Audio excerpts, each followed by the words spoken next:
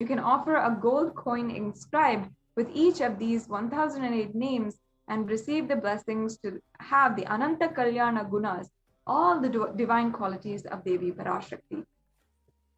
And if you'd like to go ahead and not wait and register yourself for these offerings, you can go to tiny.cc/Devi offerings. You don't need to wait.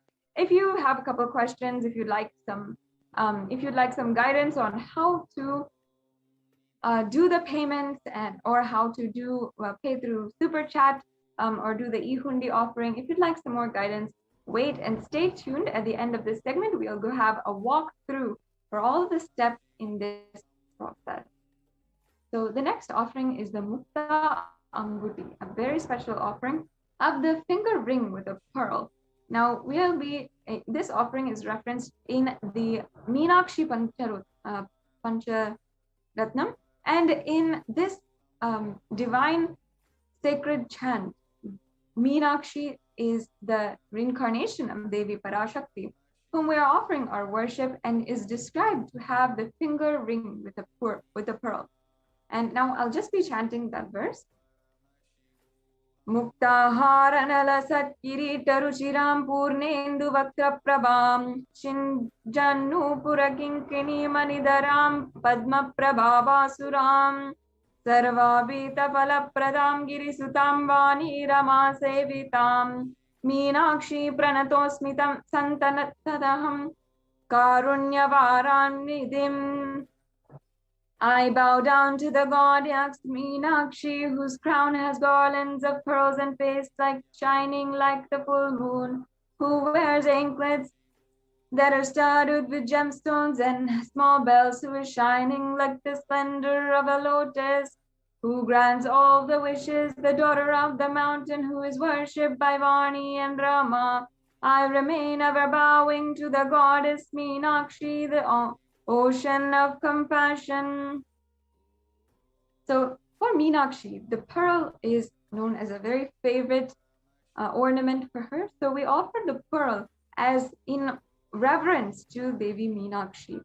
So this offering is a beautiful offering which you can do in order to achieve complete completion and success in all of your business endeavors. We can go on to the next slide.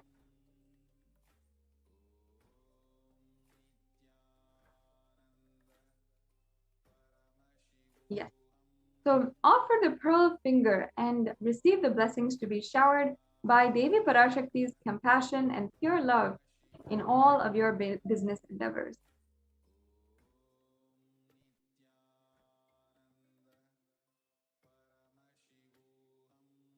Yes. The next offering is the Swarna Padma Pushpa, the golden lotus. And in the Kamik Agama, it says that all the kalashas should be wound around with suitable thread and covered with the new cloth, and they should be adorned with the lotus flower made of gold. The next slide, please.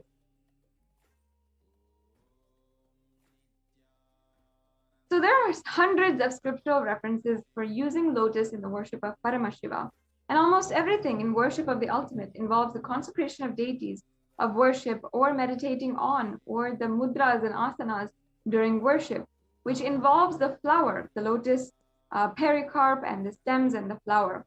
So you can offer the lotus, the golden lotus, because it is a sacred item, sacred and divine flower. Even the Shakti of Paramashiva is called lotus, and there's so many other ways that lotus appears in the different scriptures. So you can offer this lotus in any size you wish and be blessed to have the state, space, and powers and being of Devi in your inner space amidst every adverse situation in your life. The next offering is the Swarnamati. So I'll just be chanting the Pramana. Nakadiditi samchana namajjana tamo guna padadvaya prabhajala parakrita taroruha.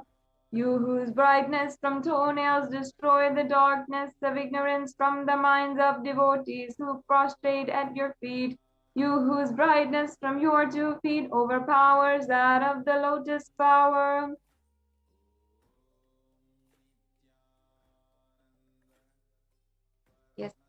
offer the toe ring to Devi Parashakti, adorning her sacred feet to be in constant gratitude for receiving her blessings even in the most difficult aspects of your life. And the next offering is the Swarna Mangtika, the gold hairline jewelry. Devi Parashakti is also described as the Shuddha Sarabhi Varsha, which means she who makes nectar flow in all of our nerves from the Sahasrara Chakra, she who gives the very pleasant experience of the ultimate. The Mangtika represents the nectar flowing from the Sahasrara Chakra, which is fully open. So you can offer this Mangtika as an offering of gratitude and get then and achieve the blissful state of overflowing gratitude and space of complete completion. Once again, if you'd like to make any of these offerings and go ahead to the next step, you can go to tiny.cc/Devi offerings, Devi-offerings. Yes. Now, the next offering is the most coveted Pratyaksha Pada Puja, which is especially auspicious to offer at this time during the Guru Purnima, Brahmotsavam and during Guru Purnima, which is just coming up around the corner for us. So I'll just chant the Pramana once again. Nakadidita samchanana majhanatamo guna padadvaya prabhajala parakrita saroruha. The illuminating splendor of Devi's toenails dispel the darkness of ignorance in the devotees. Prostrating at her feet defeat the lotus in beauty. So this shlokam number 83 of the Saundarya Lahari states that the nails that have been sharpened by constantly being touched by the crowns of celestial beings who always prostrate before Devi. And tamoguna is considered as darkness. And in this stotram, tamas is indicative of ignorance in the minds of devotees by constantly prostrating before Devi, their ignorance is removed and they attain ultimate knowledge. So you can offer the Pratyaksha Pada Puja and receive the blessings, all the auspiciousness and blessings of the Supreme Pontiff of Hinduism. And I encourage each and every one of you to do this offering, make this offering on the most sacred day, Guru Purnima Day on July 23rd, this month, which is just coming right up around the corner. So make sure you're starting to plan for how you can make this offering on Guru Purnima Day. Now, the last seva that we have, a very special seva, is the offering of the Vastra Seva, the sacred clothes for adorning Paramashiva and Parashakti. And Swamiji and the Yajaman will receive all the blessings and auspiciousness once again of the Supreme Pontiff of Hinduism in offering the Vastra Seva to his divine lotus feet.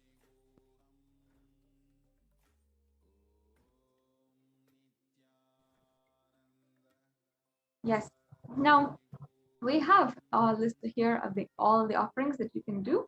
The Ihundi offerings, Sankalpa chanting, Devi Sahasranama Kasu, the Mukta Anguti, the Swarna Padma Pushpa, the Swarna Metti, the Swarna Mangtika, the Pratyaksha Pada Puja, and the Vastra Seva. All these are available for you to make.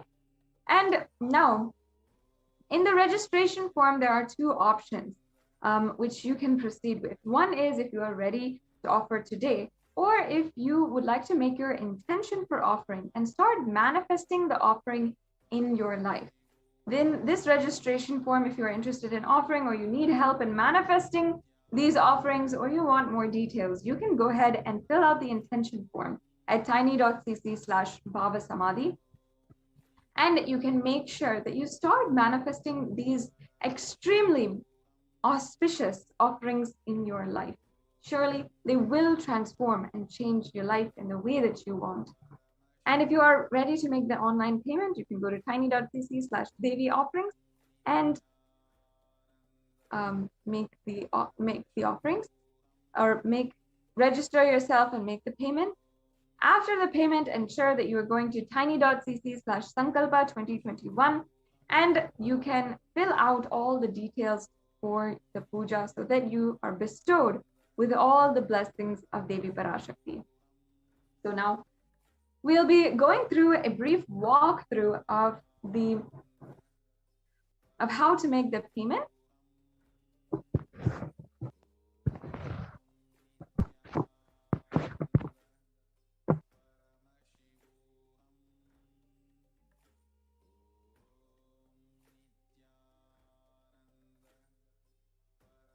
Yes.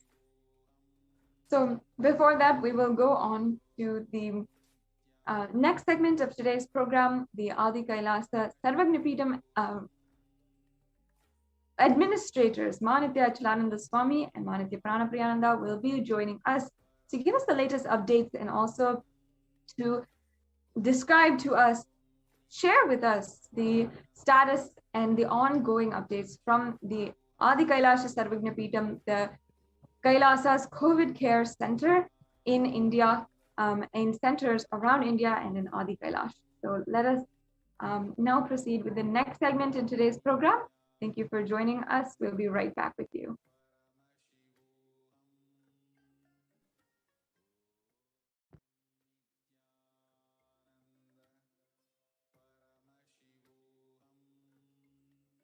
The whole world to know Hindus have something great to contribute to the world.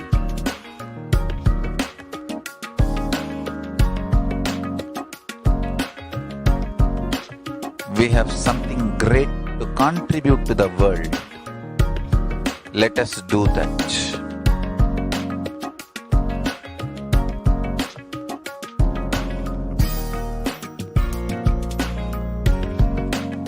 Kailasa is proper customized spiritual service helping you to identify your root patterns of suffering.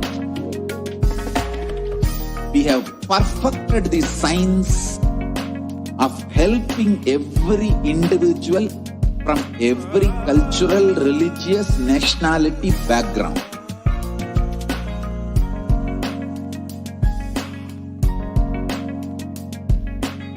You will have lowest reactionary assumptions, highest awakened response, alive response for life continuously.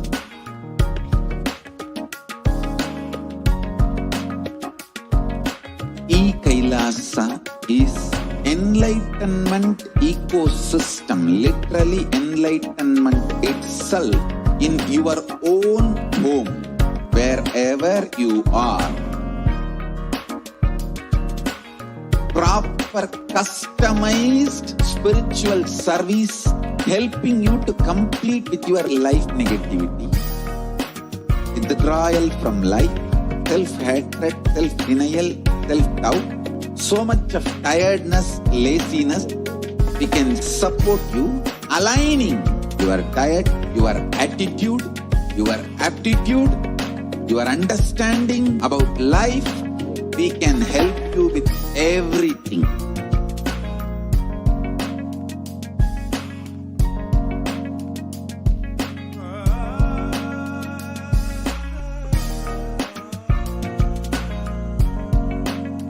If you are interested in enlightenment, we will immediately bring this to you.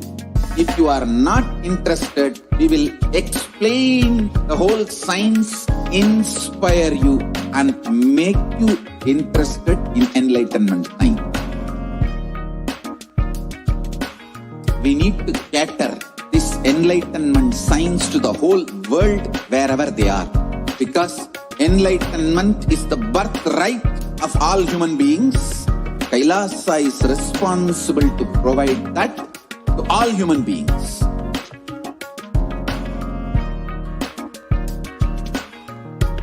Kailasa is the totality of the knowledge I received from my gurus and practice manifested in my life, perfected by teaching millions of people from all cultures, time zones, backgrounds, genders, nationality, race, from every creed.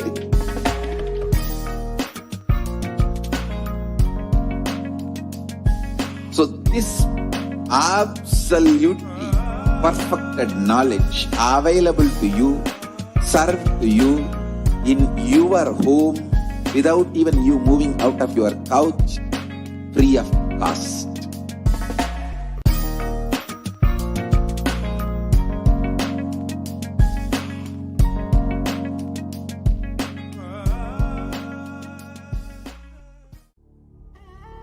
What I mean by the word Kailasa, listen intensely.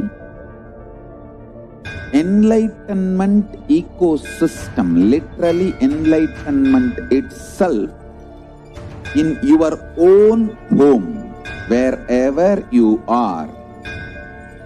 If you cannot come to Kailasa, it's okay. Kailasa can come to you. Kailasa coming to you is Kailasa.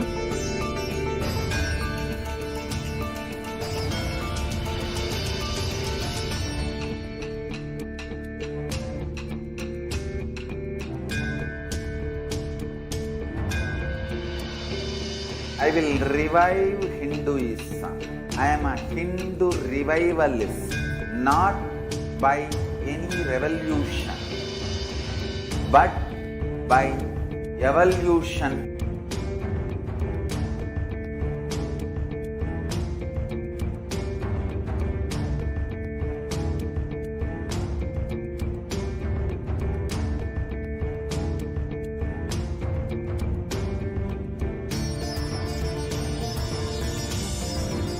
And setting model community.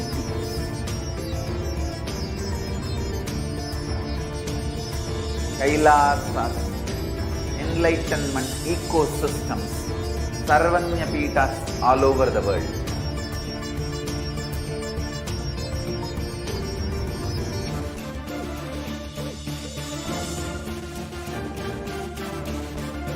All powerful cognition, knowledge, only when you live power manifestation and possibilities manifestation happens. It's a fundamental truth.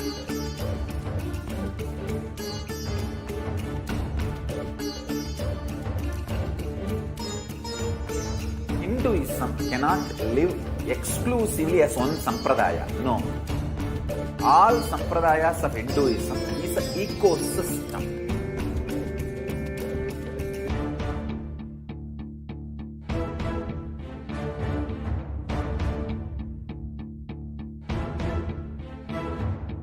So don't keep quiet thinking that if one sampradaya is attacked, only that sampradaya is going to be affected.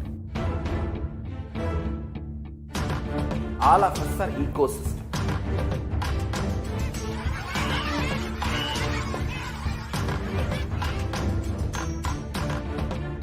I invite all of you to get involved and enjoy Hinduism by the principle of Dharmo Rakshati Rakshitaha. When you protect Dharma, Dharma protects you. We will make the whole planet flourish spiritually. The spiritual prosperity will happen to the whole planet. We all have to coexist together.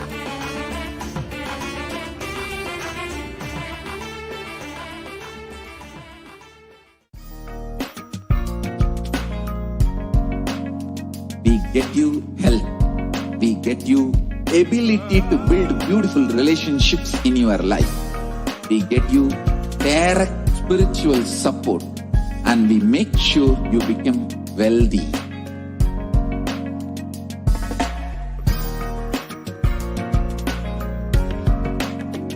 We won't stop giving you just good life. We will literally not stop till you live enlightened life. Manifesting the state of Paramashiva, space of Paramashiva, powers of Paramashiva, being of Paramashiva.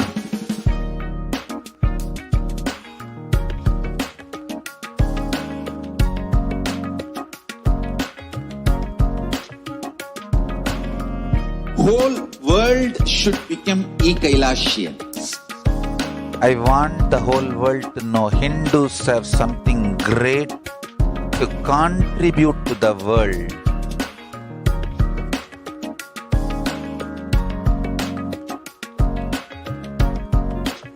We have something great to contribute to the world. Let us do that.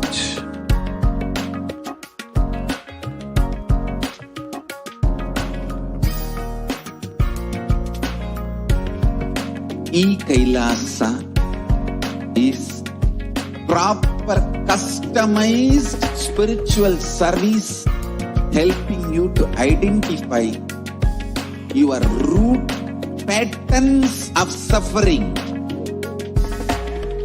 We have perfected the science of helping every individual from every cultural, religious, nationality background.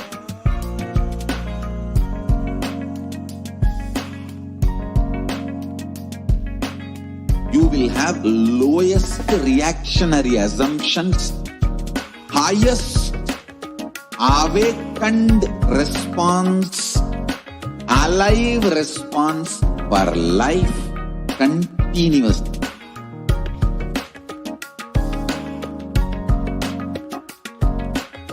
Kailasa is enlightenment ecosystem, literally enlightenment itself in your own home, wherever you are. Proper customized spiritual service helping you to complete with your life negativity.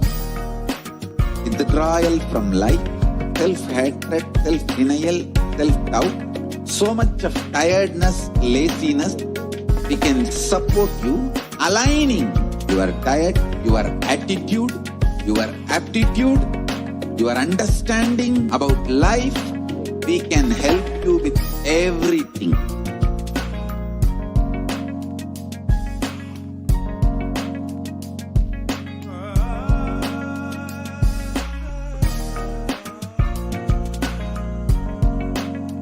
If you are interested in enlightenment, we will immediately bring this to you. If you are not interested, we will explain the whole science, inspire you and make you interested in enlightenment time. We need to cater this enlightenment science to the whole world wherever they are, because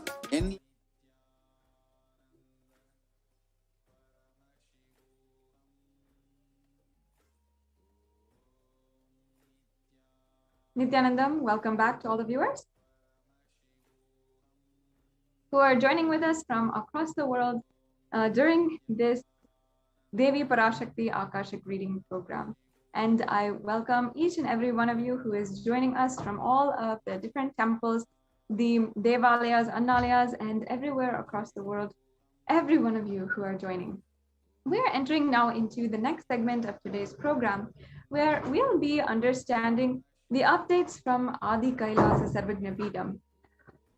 Today, Adi Kailasa Sarvagnapeetham is one of the Kailasa COVID care centers, where the multi-layer quarantine is being offered in this campus for anyone who feels that they need to protect their lives and they are not getting it anywhere else.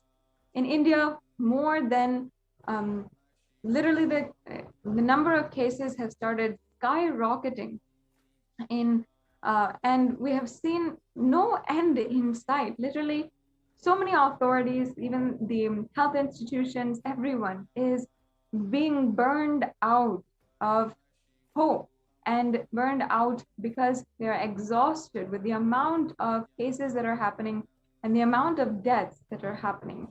And there are also some extremely serious underreporting, which is ongoing across entire media. And the world is even not being told the straight truth of what is happening. It is a terrifying reality. And in this extremely hellish situation, the Supreme Pontiff of Hinduism, with his guidance and blessings, Adi Kailasa Sarvagnapeetham, as well as 13 other Adinams across India, have opened up the multi-layer quarantine center in order to relieve people, protect people, human beings, from this extremely deadly virus and pandemic situation. Now, let us understand from the Department of Human Services, Kailasa's Department of Human Services, how the Kailasa COVID care centers and the whole work is ongoing at the moment. So first of all, let us understand the world today. The Human Rights Watch reported that more than 1.5 billion students are out of school already. And more than 91% of the world's students are out of school due to school closures in at least 188 countries. So if we see 36.5% of the US college students, they are pointed to stress as the biggest reason why their academic performance suffered negatively for the past 12 months. And in addition, 29.5% listed anxiety as a factor. For American middle schoolers, 61% of teens admitted feeling a lot of pressure to get good grades. And we can see also approximately 1.277 billion learners are currently affected due to school closures in response to the pandemic. According to UNICEF, monitoring 46 countries are currently implementing nationwide closures and 27 are implementing local closures, impacting about 72.9% of the world's student population. Yes, so in a survey by the mental health charity Young Minds, which included 2,111 participants up to the age of 25 years, with a mental illness history in the UK, 83% said the pandemic had made their conditions really worse, and 26% they were unable to access mental health support, peer support groups, and face-to-face services have been cancelled. And support by phone or online can be challenging for some young people. And the COVID-19 pandemic has disrupted or halted critical mental health services in 93% of countries worldwide, while the demand for mental health is increasing, according to a new World Health Organization survey. So recently, a study also found that 18% of the individuals, including people with and without a past psychiatric diagnosis, who received a COVID-19 diagnosis were later diagnosed with a mental health disorder such as anxiety or mood disorders. Surveys also found that substance use and suicidal ideation are particularly pronounced for young adults, with 25% reporting that they started or increased substance use during the pandemic, compared to 13% of all adults, and 26% reporting serious thoughts of suicide, compared to 11% of all adults. So every year, over 1.2 million students drop out of high school in the US alone, and that's a student every 26 seconds or 7,000 students a day. So about 25% of high school freshmen fail to graduate from high school on time. Now, let's see some of the contributions from Kailasa's Department of Education, specifically in Adi Kailasa Sarvagnapeetham, as well as all over the world. Now, you can see, of course, the COVID Care Protection Center is now open, and you can register now through the link below at kailasa.org/KailasaCare. Yes, so let us now know more about the Kailasa's contribution in the field of education. Yes, the Supreme Pontiff of Hinduism, Jagadguru Mahasannidhanam, His Divine Holiness Bhagavan Nithyananda Paramashivam, has declared that Gurukul is a place where celebration begins with the right words in blossoming minds, creating a gateway of possibilities, creating an enlightened civilization with yogic body and Vedic mind. Yes, so the Nithyananda Gurukul is a school established by... Yes, so here students live their highest potential and manifest various spiritual powers. The Gurukul functions according to the Supreme Pontiff's Hinduism's vision that education is for life, but life itself is not for education. The Gurukul brings to the world the right kind of education that empowers you.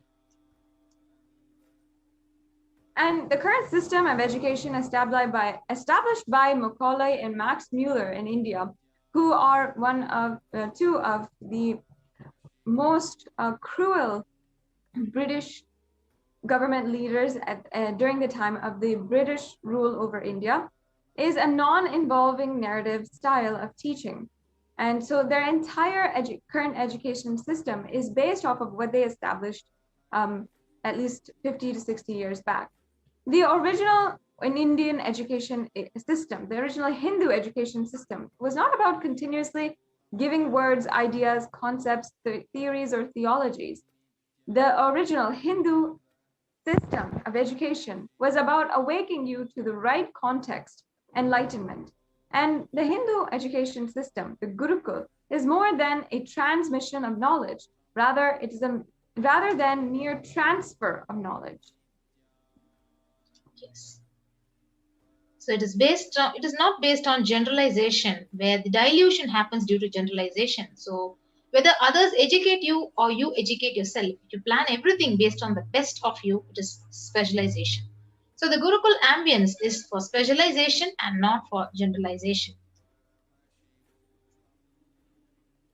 Education means putting a set of ideas into your head and forcing you to conform to it, pressurizing you to memorize it and forcibly making you vomit it. In Gurukul, there is no education as such. Like this, there is only initiation. Initiation means empowering you with powers and letting you play with it, letting you manifest, specialize, letting you manifest your specialization, and letting you grow and glow. Yes, so the purpose of education is manifesting good, beautiful, and best contributing citizen of the planet Earth and for humanity. So in Vedic tradition, examinations are not done by question and answer method, and that is Macaulay's method, which is clerk making, whereas in Vedic tradition, all the examinations are conducted by the thought current you carry. The person will be made to speak in the presence of Pandits who have mastered that thought current.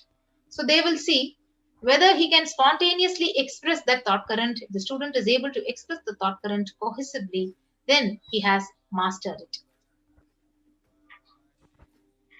Now, what is real education? The Supreme Pontiff of Hinduism has explained to us.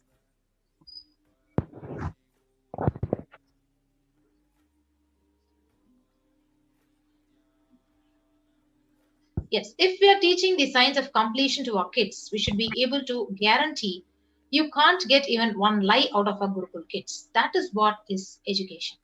Education is making you master a thought current, which becomes their lifestyle, which becomes the cognition style, which becomes their very being. So for hours, you cannot speak on a subject unless it has become your thought current, the way you cognize.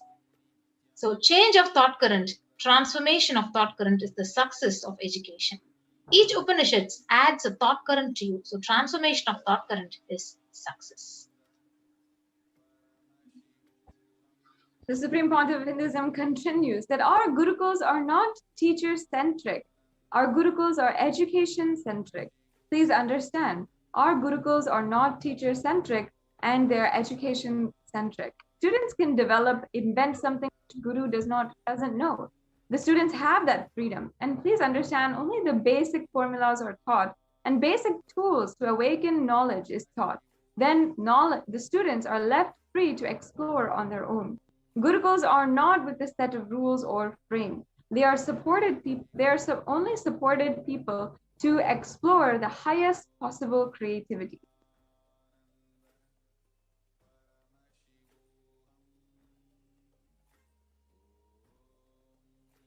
Yes. So Gurukuls are not like dams. So it is an embankment. So embankment is different and dam is different. So with a dam, you are dammed. So it is embankment and not dam. So that is why many of the Advaita Guru's disciples were Vishishta Advaitas or Advaitis. Or many of the Vishishta Advaiti Guru disciples were Advaitis. Means what? Only the basic analysis scales were given to you, but you are left to feel, analyze. So you're given spoon, not spoon-fed. You are not spoon-fed, you're only given the spoon. that freedom, the freedom itself shows, otherwise you will be shocked actually that in Ramanuja's guru, Ramanuja is a very profound enlightened being from Sanatana Hindu Dharma, was even able to think in the language of Vashishta Advaita, shows the freedom available in Gurukul. So what the Supreme Pontiff of Hinduism is explaining here is about how even if your guru has a certain thought trend or philosophy which they're specializing in, the guru's disciple need not specialize in the same philosophy or the same lifestyle and philosophy. At the same way, there are many Advaiti students who studied at the feet of Dvaitis and Vishishta Advaitis. So these are different philosophies in the Vedic tradition, philosophies or great sacred sentiments that have been elaborated in the sacred scriptures. And it is not necessary that the guru's disciple follow what the guru is teaching and practicing as their own lifestyle. In Sanatana Hindu Dharma, it gives only the tools to explore, but it does not put you in any frames, any restrictions or dams. If you read the Shanti mantra of the Sahasranama Bhavatu, it is education-centric, not teacher-centric.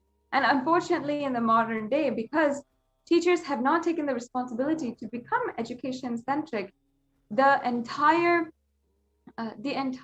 education system today in the modern day is teacher-centric.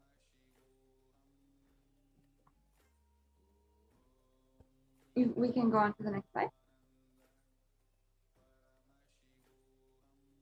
Yes, so this whole verse, if you read, may we both together be protected.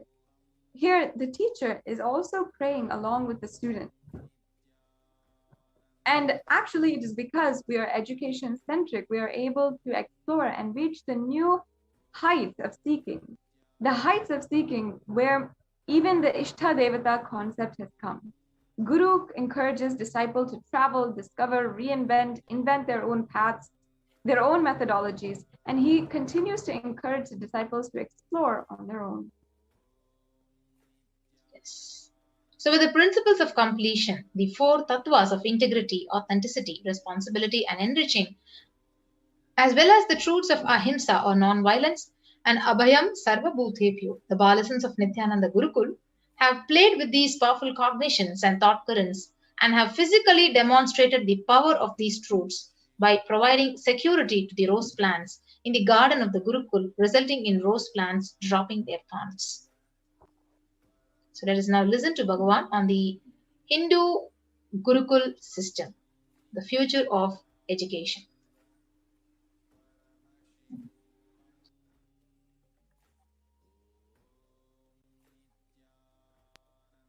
Now it is time, as per the astrology, no theory can rule any human society which is imposed on that society more than 60 years. Now 60 years is over for the non-involvement narrative education system. I am telling you, future is Gurukul system. The future of education is where the teachers and students live together in one place.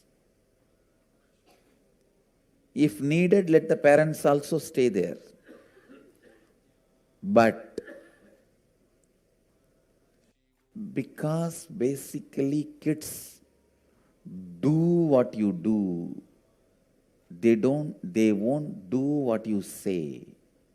Understand? They do what you do. They won't do what you say. Whatever you do, simply they will do. They will never do what you say. Most of the time, they don't care for what you say. the future of the Indian education system, I can say the future of the any intelligent education system will be Gurukul system. I am not talking out of pride or arrogance. I am talking seeing the future.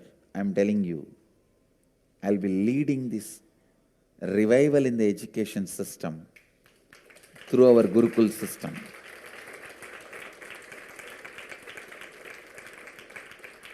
Through our Gurukul system. It is going to be the Gurukuls. In Indian education system, complete involvement is required from the side of the teacher and the student. Student need to study the teacher.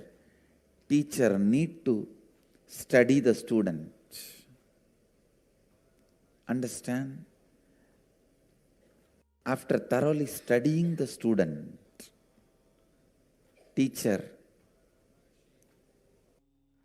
identifies the right subject in which the student will be successful. Few things are basic for everyone, like science of completion and enlightenment.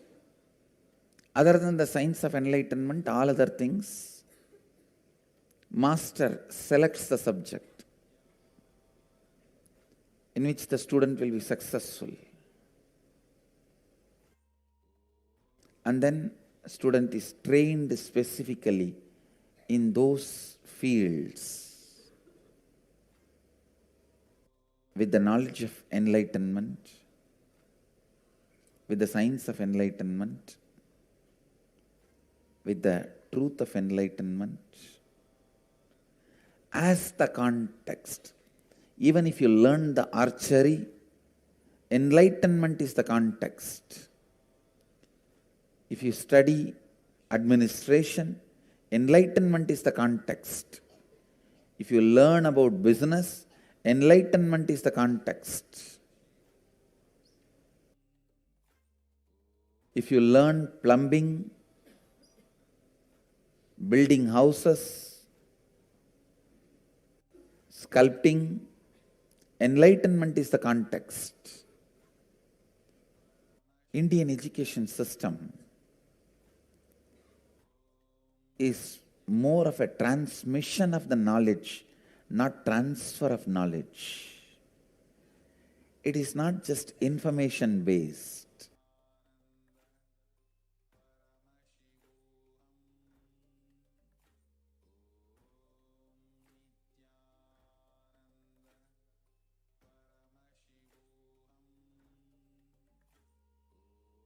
Now it is time,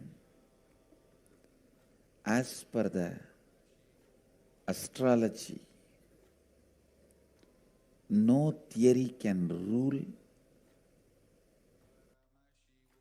any human society which is imposed on that society more than 60 years.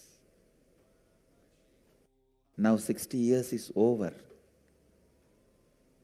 for the non-involvement narrative education system. I am telling you, future is Gurukul system. The future of education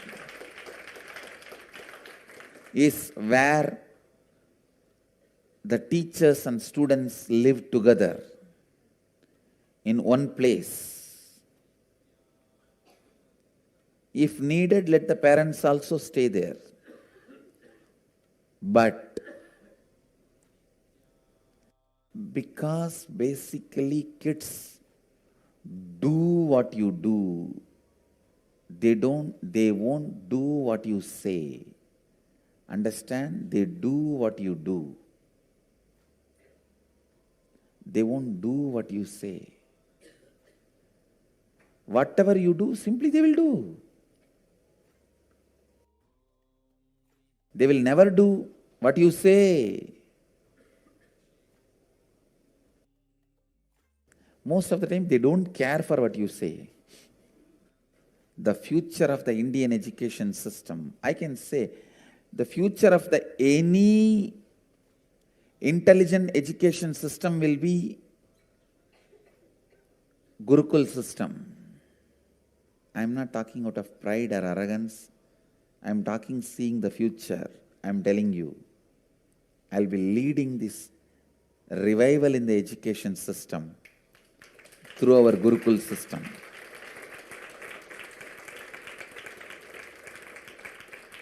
Through our Gurukul system. It is going to be the Gurukuls. In Indian education system,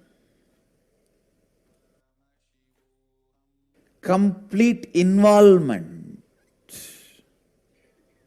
is required from the side of the teacher and the student. Student need to study the teacher. Teacher need to study the student. Understand? After thoroughly studying the student, teacher identifies the right subject in which the student will be successful. Few things are basic for everyone, like science of completion and enlightenment. Other than the science of enlightenment, all other things, master selects the subject in which the student will be successful. And then student is trained specifically in those fields with the knowledge of enlightenment, with the science of enlightenment, with the truth of enlightenment as the context. Even if you learn the archery, enlightenment is the context. If you study administration, enlightenment is the context. If you learn about business, enlightenment is the context. If you learn plumbing, building houses, sculpting, enlightenment is the context. Indian education system is more of a transmission of the knowledge, not transfer of knowledge. It is not just information based.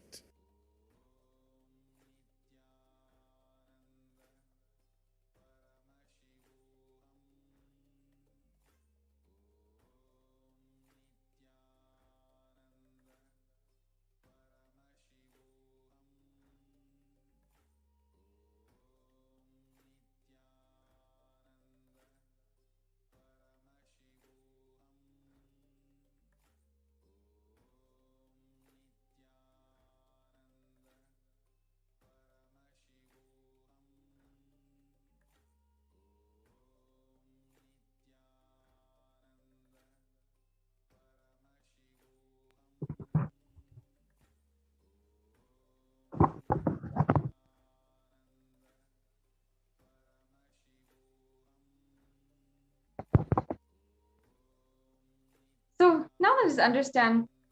Today, the education is known to be the key factor in enabling upwards socio and economic mobility and strongest means from removing poverty. The right education is crucial to well-being, stability, and growth for not only every child, but for the humanity as a whole. The Gurukul system is known to be the knowledge transition system of Hinduism and one of the pillars which kept Sanatana Hindu Dharma alive and standing as the world's most ancient living civilization. Through Kailasa's Department of Education, the Supreme Pontiff of Hinduism is the Gurukul system is being revived in its entirety.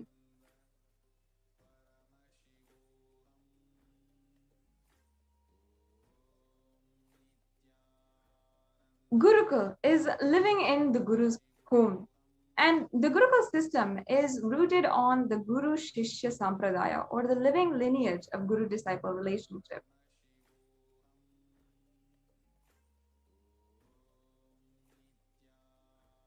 After decades of study on the physical, chemical, and biological uniqueness of meditative state and enlightened beings, it has been found that in the normal waking state alone, the brain waves show that there are complete meditative states despite being fully active and engaged. In the world's athletics, this state is known as being in the zone, a glimpse into the peak of focus and cognitive function, attention, coordination, to name a few. Rather than a glimpse, the enlightened beings are casually walking, talking, and engaging, settled in this peak.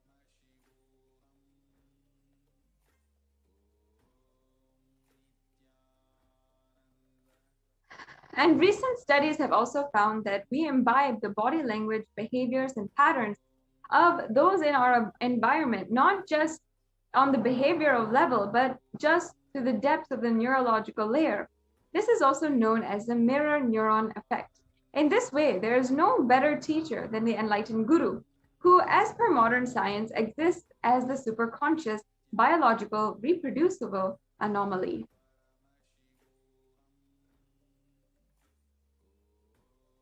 However, through centuries of Mughal invasions, colonialism, and continued persecution against the supreme pontiff of Hinduism, and Hinduism also Hindu tradition, the science of knowledge transmission has been diminishing at an unprecedented rate. After careful study in the colonialism area, it was found that the Gurukul system was standing as a backbone of the stability of the Hindu civilization. And the Macaulay education system was imposed on India after this revelation. In totality, during this Hindu Holocaust, we saw 13,000 universities across Bharat and 200,000 Gurukuls were destroyed in Bengal and Bihar alone.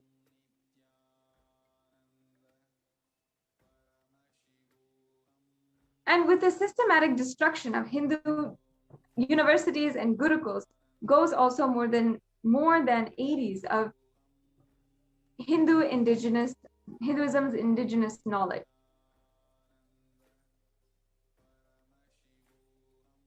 And this is a quotation, an absolutely terrifying quotation from Thomas Macaulay, made on the 12th of October in 1836. This is from the British records of their imposition and their rule over India.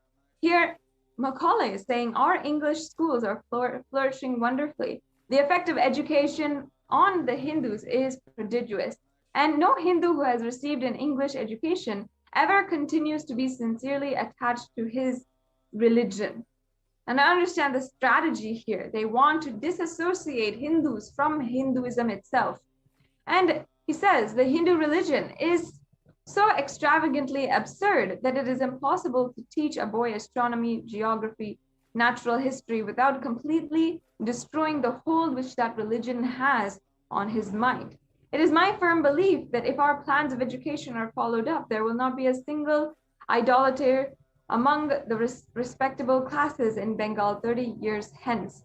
And this will be effected without any efforts to proselytize, without the smallest interference with religious liberty, merely by the natural operation of knowledge and re-edification. I heartily rejoice in this prospect. So once again, this is an extremely abusive quotation by Thomas Macaulay on the strategy to entirely destroy Gurukuls. And we have seen the numbers of how many Gurukuls universities were destroyed. And now let us understand, in contrast, how the Supreme Pontiff of Hinduism has been reviving Kailasa's Nithyananda Gurukul, the grand revival of Hinduism's Gurukul and universities. On the 2nd of October 2006 was the official inauguration of Nithyananda Gurukul in Adi Kailasa in Bidadi, India. And we're here seeing the Supreme Pontiff of Hinduism with the first batch of Gurukul students.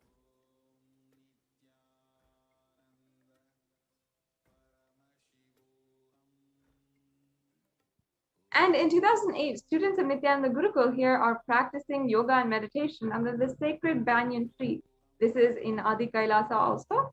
We can see all the students of Gurukul who are doing the regular practice.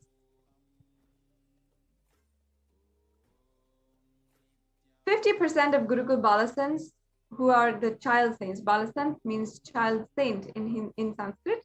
And they study 1 to 3 years ahead of their age group, scoring in the top 20% of the Mensa at age 14. So this is 50% of the Gurukul kids, of the Gurukul Balasants who are initiated right now. And Gurukul Balasants are learning standard academics along with indigenous Hindu scriptures.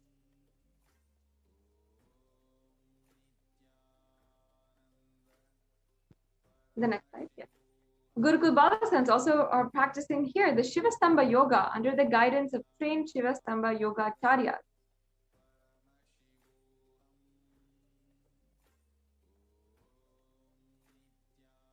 And Gurukul Balasants are demonstrating the ability to perform Kundalini Raju, even blindfolded. So this is from the 20th of May, 2018.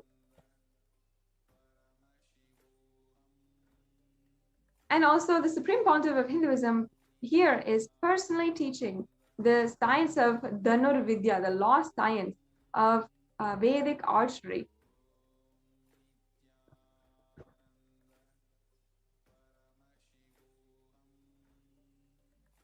%30 of Gurukul Balasants are demonstrating the capacity to spontaneously play instruments without formal training.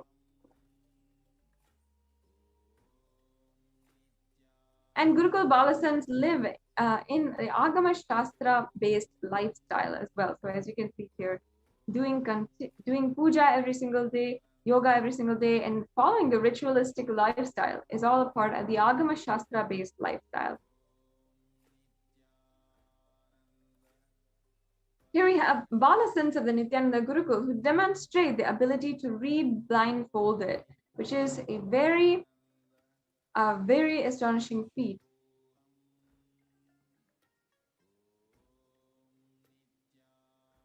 And Gurukul Balasants participate in Vakyartha Sadas as well. Vakyartha Sadas meaning the Hindu think tank on Hinduism, think tank. And also Balasants here are a part of the Nithyananda Raja Gurukul addressing Kailasian delegates in Tiruvannamalai, India. Balasants of Nithyananda Raja Gurukul, after successfully hosting the worldwide webinar on the highlights and science of the Nithyananda Gurukul. And here we have the impact of Gurukul presented in a graph. And then we see the effects of whole brain learning, stress-free living, and zero-teen violence or aggression, and quantum memory activation, recalling verbatim after a single hearing called Eka Santigrahi is in the Vedic age. So this is actually a very profound power, the power of Eka Santigraha, which the Supreme Pontiff of Hinduism himself demonstrated as early as 3 years old, as was shared by his biological mother. And we also have the revival of Kailasa's Nithyananda Hindu University, the world's largest Hindu university established around the globe, with 450 plus campuses in 150 plus countries, available to the public from 2003 and onwards. Yes, and also Kailasa's Nithyananda Hindu University, reviving and presenting in the world's most ancient lost knowledge in a user-friendly way. Ancient truths taught in a way directly applicable for the modern man's personal, practical, and professional life.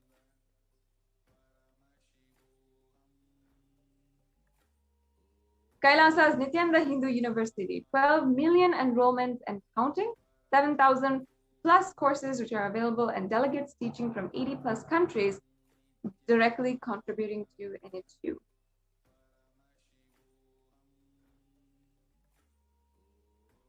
Yes. Long rituals are not useless or unnecessary as a modern brainwashed Hindu thinks. Long rituals are the most powerful method, science, kriya,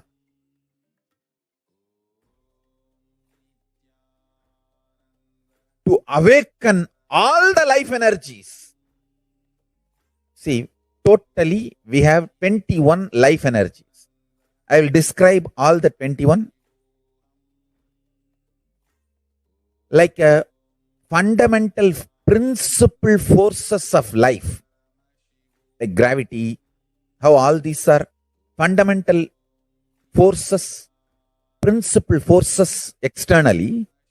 Internally, there are 21 life energies.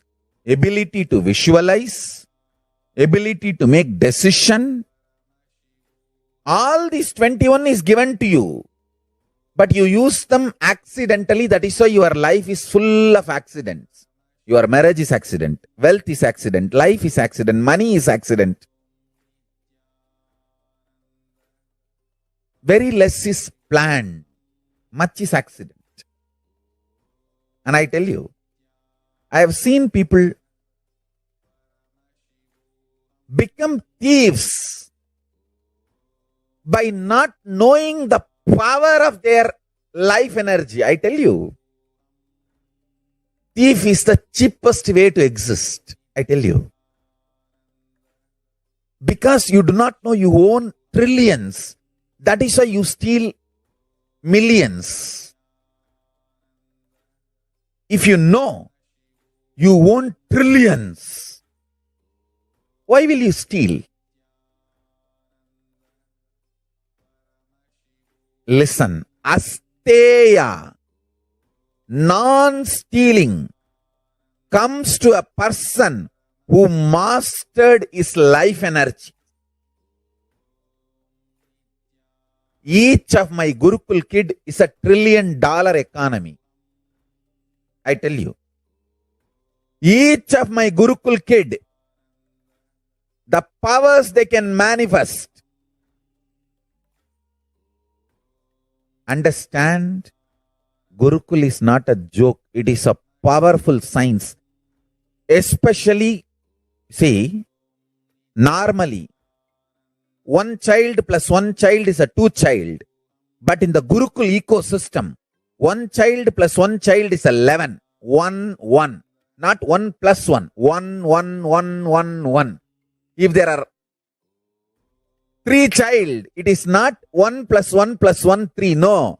It is 1, 1, 1. 111. The energy multiplication. Because the ecosystem, understand, that is why Gurukul has to be with the ecosystem. I have always seen, whenever I download a power on one child, when the group sits, I can share that power on the whole group.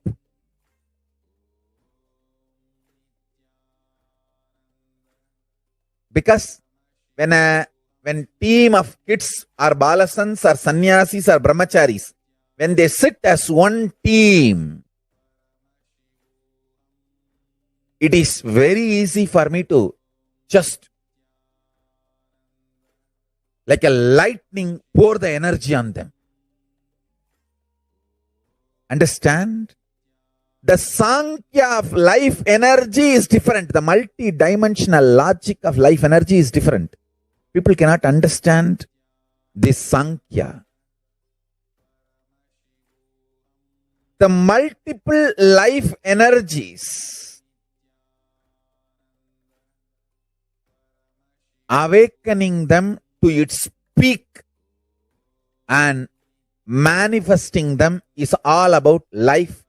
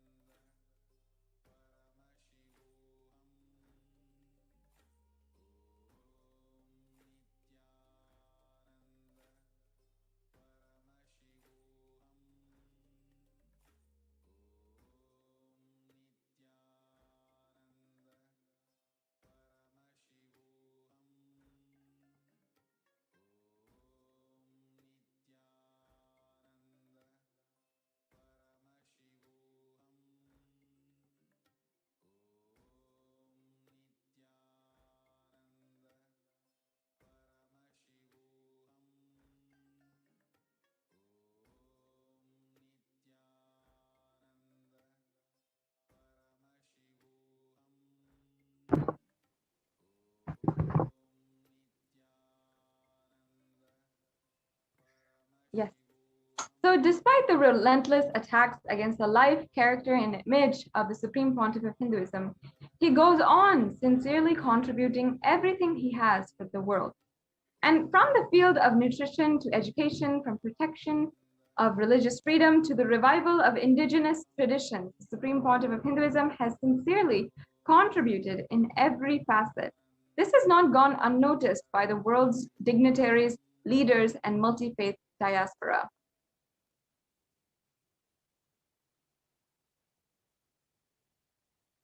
In fact, the revelations to the world by Devi Parashakti from the 12th of May 2021, Devi Parashakti says, came as Nijavatara. I am blessing you. Listen, people, listen. To do good to all of you. I have taken the form of Nithyananda and came down as Nijavatara. People of India, listen carefully. Time after time, Bharatam is Jnana Bhumi, where enlightened beings comes. We cannot make Jnana Bhumi as infertile. Enlightenment beings have to come. It's a very beautiful revelation given by Devi Parashakti. She says again, they'll have to live, it has to flower. Few hypocrites, because they are stuck in delusion, we cannot sacrifice the world. Cosmos cannot be destroyed. The ship I did to save the cosmos from being destroyed, that is called Adi Kailasa. The ship I did to protect beings from Pralaya is Adi Kailasa. Because of the conspiracy of Drohis and enemies' rule, the captain had to leave the ship. Before 12 years, knowing the great deluge that is going to happen, all Aushadas, by this Guru Purnima, that Jnana Rasavadam, Navapashana is going to flower. Allow people to come and take a dip in Navapashana flower. People, whoever comes and dips in that Vaidyasarovar, they will not have death. They will not have corona. Crores and crores of people will come in line, and every day they will come and dip in Anandalingam. Listen well to my words. For India, I made ship as protection, the Nithyananda Navapashana Lingam and Vaidyasarovar. Go to Adi Kailasa. O Indians, listen. All those regretting losing Nithyananda Nijavatara, without confusion and without taking just as lip service, go to Adi Kailasa. Scores of people will come there looking for your help. Navapashana water, feast, and medicine, to get health and protection and enlightenment, to protect India from the greatest destruction. I, Parashakti, made this huge ship, and even if the captain is not there, ship is there.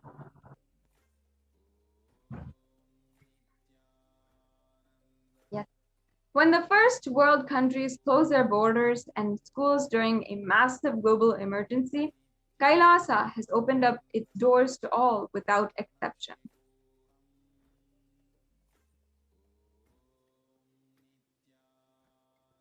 The free COVID care centers opened across India, in first primarily Adi Kailasa in Bidadi, Bengaluru, Salem Adinam in Tamil Nadu, Tiruvannamalai Adinam, Rajapalayam Adinam, Puduvai Adinam, in Pattanam Adinam, in Sirgapadi Adinam, Sripuram Adinam, in Hyderabad, Madurai Adinam in Tamil Nadu, Avatipalam in Erode, Hosur Adinam, and Baroda Adinam in Gujarat.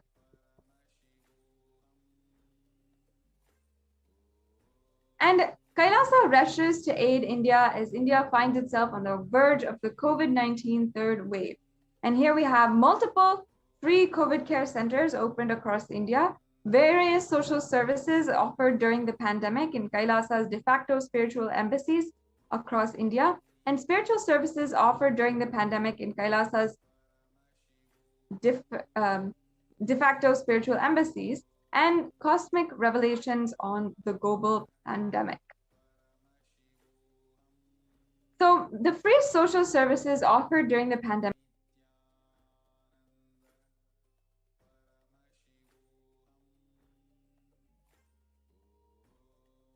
thousands.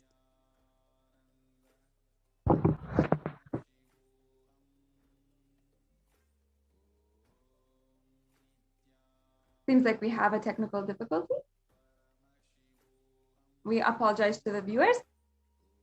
Please stay tuned. We'll be right back with you.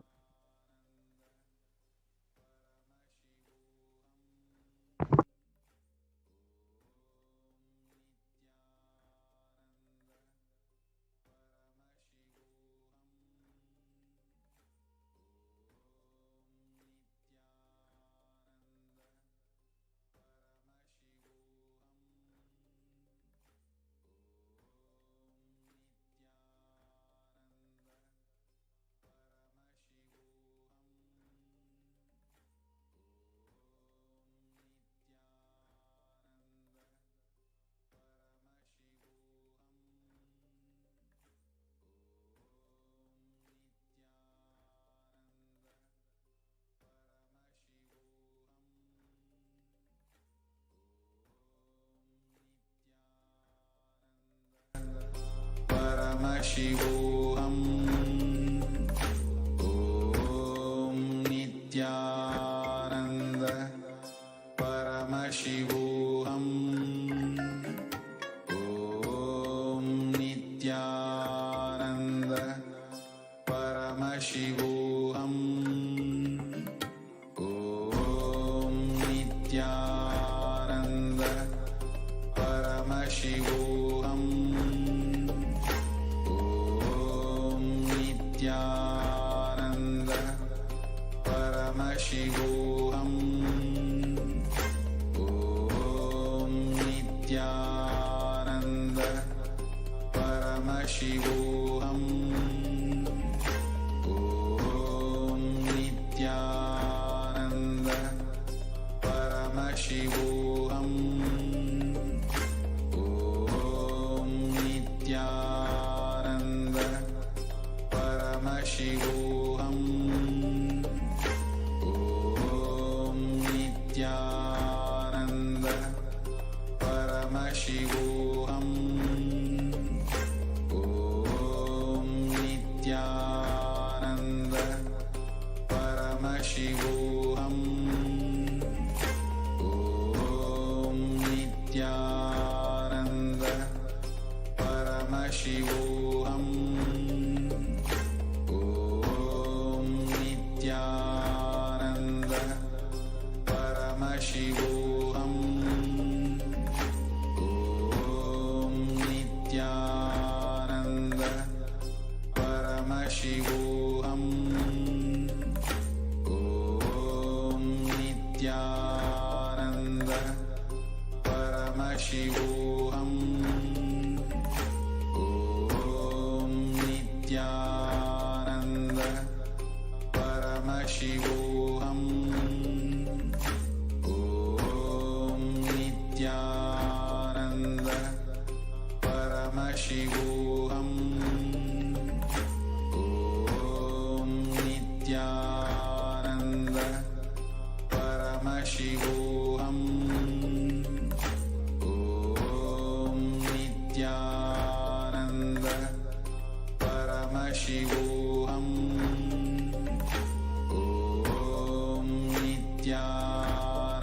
Nithyananda Paramashivoham.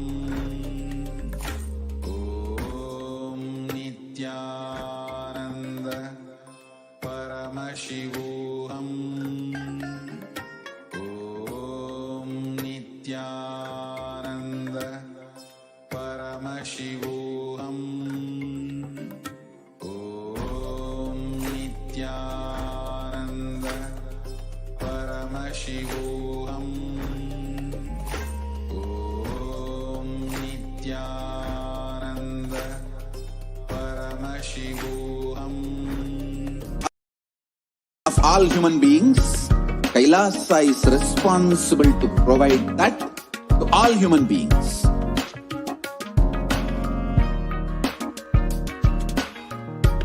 Kailasa is the totality of the knowledge I received from my gurus and practice manifested in my life, perfected by teaching millions of people from all cultures, time zones, backgrounds, genders, nationality, race, from every creed.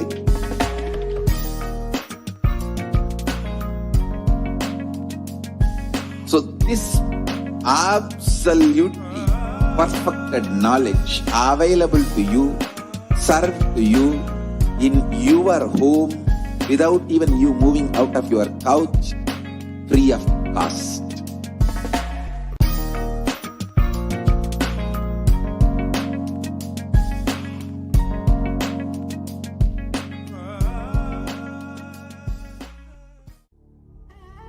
What I mean by the word Kailasa, listen intensely.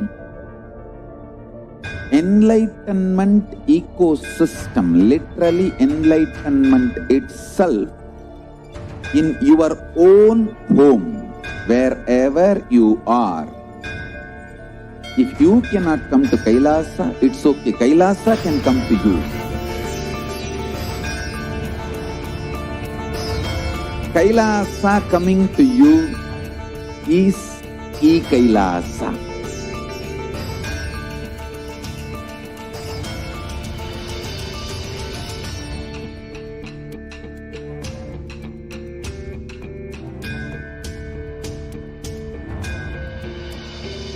I will revive Hinduism. I am a Hindu revivalist, not by any revolution, but by evolution.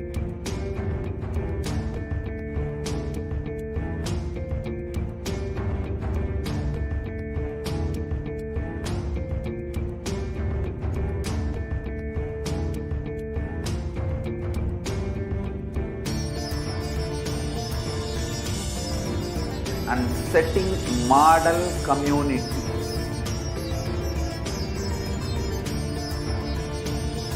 Kailasa, enlightenment ecosystems, Sarvanya Peethas all over the world.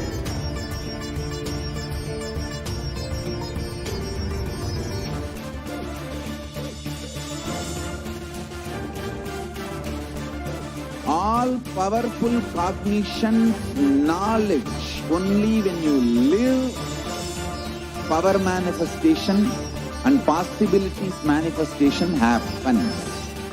It's a fundamental truth.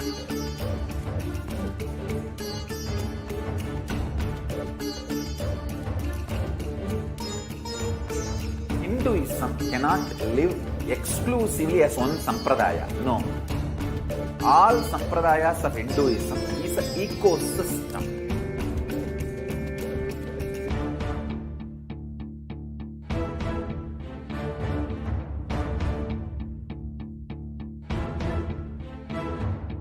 So don't keep quiet thinking that if one sampradaya is attacked, only that sampradaya is going to be affected. All of us are ecosystem.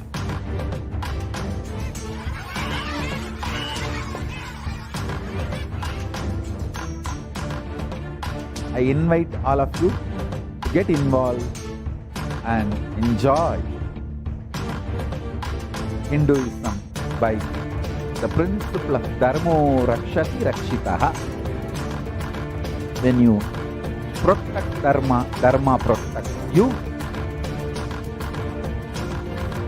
We will make the whole planet flourish spiritually. The spiritual prosperity will happen to the whole planet. We all have to coexist together.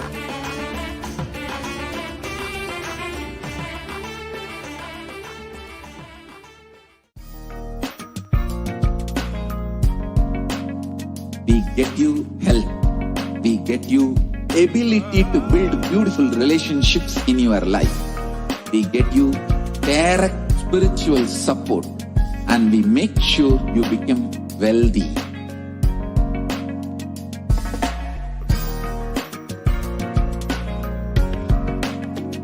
We won't stop giving you just good life. We will literally not stop till you live enlightened life. Manifesting the state of Paramashiva, space of Paramashiva, powers of Paramashiva, being of Paramashiva.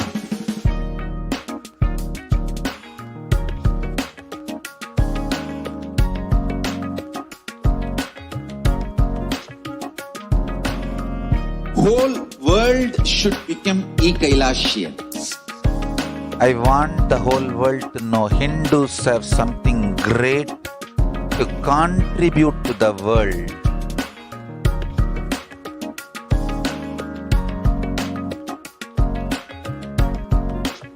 We have something great to contribute to the world. Let us do that.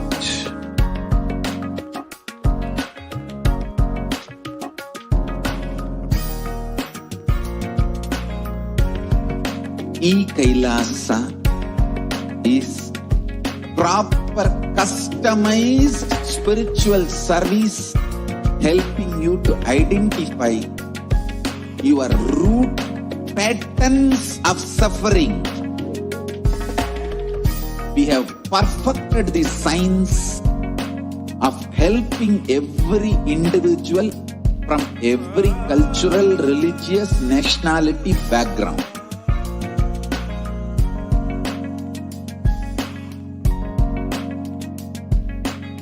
You will have lowest reactionary assumptions, highest awakened response, alive response for life continuously.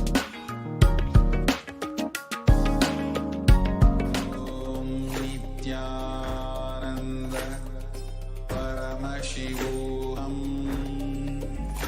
Om Nithyananda Paramashivoham. Nithyananda Paramashivoham. Om Nithyananda Paramashivoham. Om Nithyananda Paramashivoham.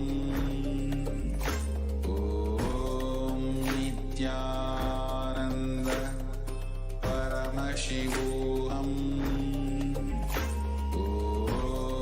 Om Nithyananda Paramashivoham. Om Nithyananda Paramashivoham. Om Nithyananda Paramashivoham. Om Nithyananda Paramashivoham.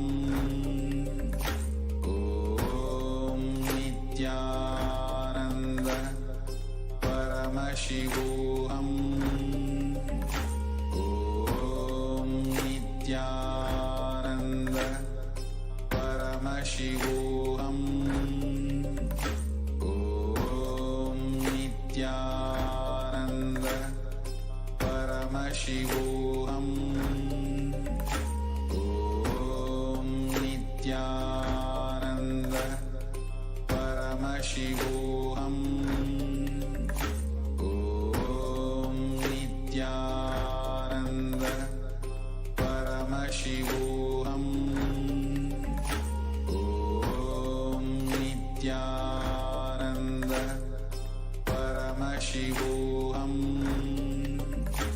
Om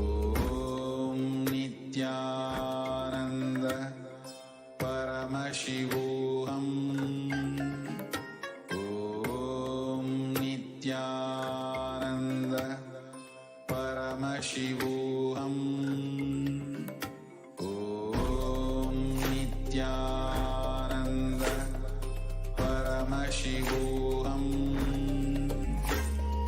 Om Nithyananda Paramashivoham. Om Nithyananda Paramashivoham. Om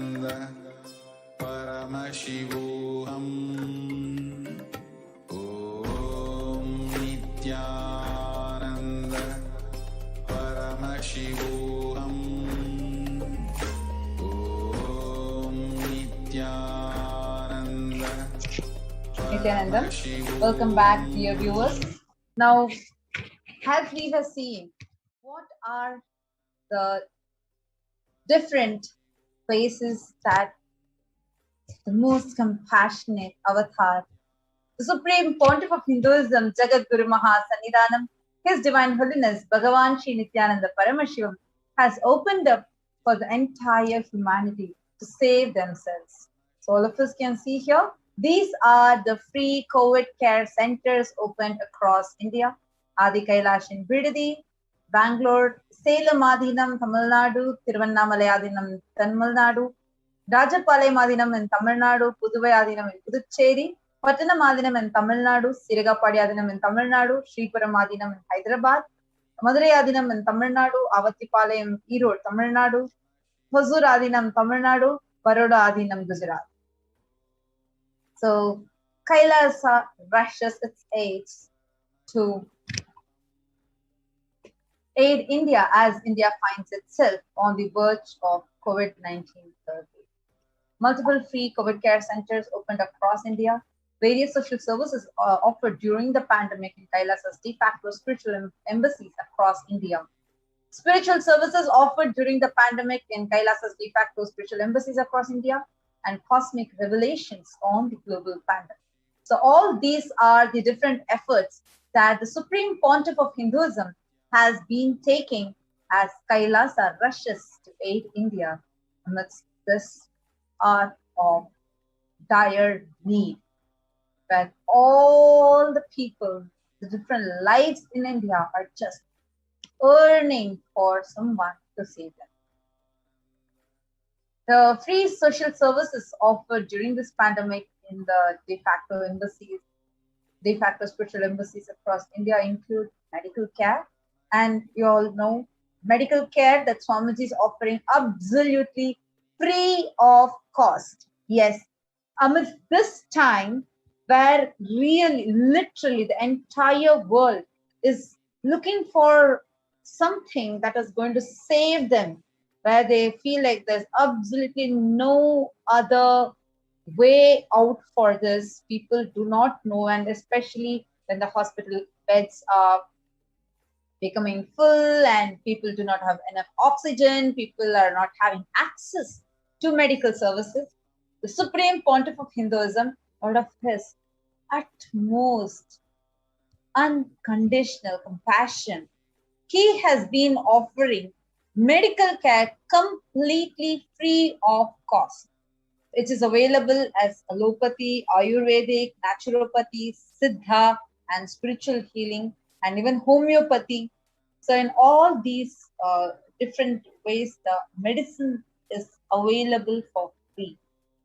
And infrastructure to accommodate thousands completely free of cost. And accommodation, this is something very important, even if you pay millions. It is something which is very difficult to get, which is accommodation for multi-layered quarantine. And even there's emergency ambulances, ICU on wheels, personal protective medical equipment, food security management through food banks, and organic farming. All these are happening absolutely free of cost. To everybody who's watching this, if you want to take a step to protect your lives, take a step to experience the protective and preventive care. Sign up now to save yourself from the pandemic world, which is affecting each and every one. To all those that want to join, that want to experience a multi-layered quarantine, kailasa.org/Kailasa Care is a link for you to register. Kailasa is providing, through this multi-layered quarantine, the Supreme Pontiff of Hinduism is extending various different opportunities to people, mainly focusing on giving a healthy, safe, happy ambience to be alive amidst this pandemic. And Kailasa's Department of Education is also providing academic as well as spiritual education for all the kids residing in Adi Kailasa Sarvajna Peetham, and virtually for a number of kids through the e-Gurukul program, With more than 1 billion kids not having access to education in the midst of this global pandemic, Kailasa has taken both the spiritual and academic responsibility to enrich and provide these services. Again, you can join us. You can avail all these services completely free of cost. You can just sign up in kailasa.org/Kailasa. We have the spiritual routine, the yoga, Malakamba yoga, and all the spiritual practices offered absolutely free of cost for all the children physically that are coming. And it's actually something amazing because billions of kids right now, especially because of the pandemic, do not have access even to basic education. Actually, we all can see here and in the pictures as well how the kids, like Mata Tupriya was just sharing, even while the basic education is not being available and it is a problem, here the Raja Vidya Gurukul completely focuses on providing the kid the best of education, the best of spiritual education, focusing on the conscious growth and the blossoming of the child. Here we all can see how the kids perform authentic homas, rituals, and we experience the results of the rituals as an experiential understanding to each and every one of us, learning the Shastras, Vedas, and Agamas, performing these rituals exactly as it is prescribed in the Hindu scriptures. These are the glimpses of the Homa performed by the Balasans brought up in the Raja Vidya Gurukul. Actually, now due to this pandemic, so many people are experiencing, so many kids are experiencing the mental breakdown. That's why if you see the teenage suicide rate has peaked up. And people are going through a very tough time trying to cope up with studies, especially when given that it's online. There is no one to guide them for their values, for what principles they are supposed to stand for. And kids are finding, so children who are the hope for tomorrow are finding it very difficult to cope up with.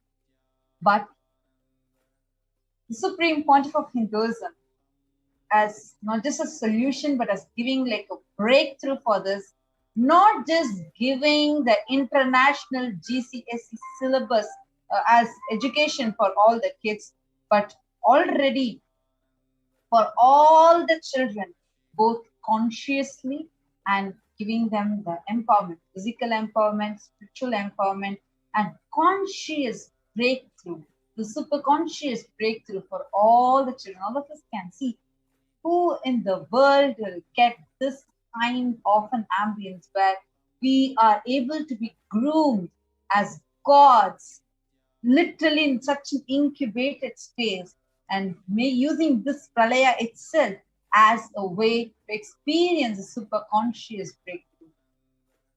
Free Annadhan happening, best organic sattvic diet. And we all can see even the Raja Vidya Gurukul that is happening. Even virtually kids are coming and studying. So these are all the children of all the people who are joining us and who are quarantining, who are availing this service of multi-layered quarantine that Supreme Pontiff of Hinduism is offering completely free of charge. So actually, we did see the statistics of how you can become a part of this right now by signing up in this link, kailasa.org/Kailasa.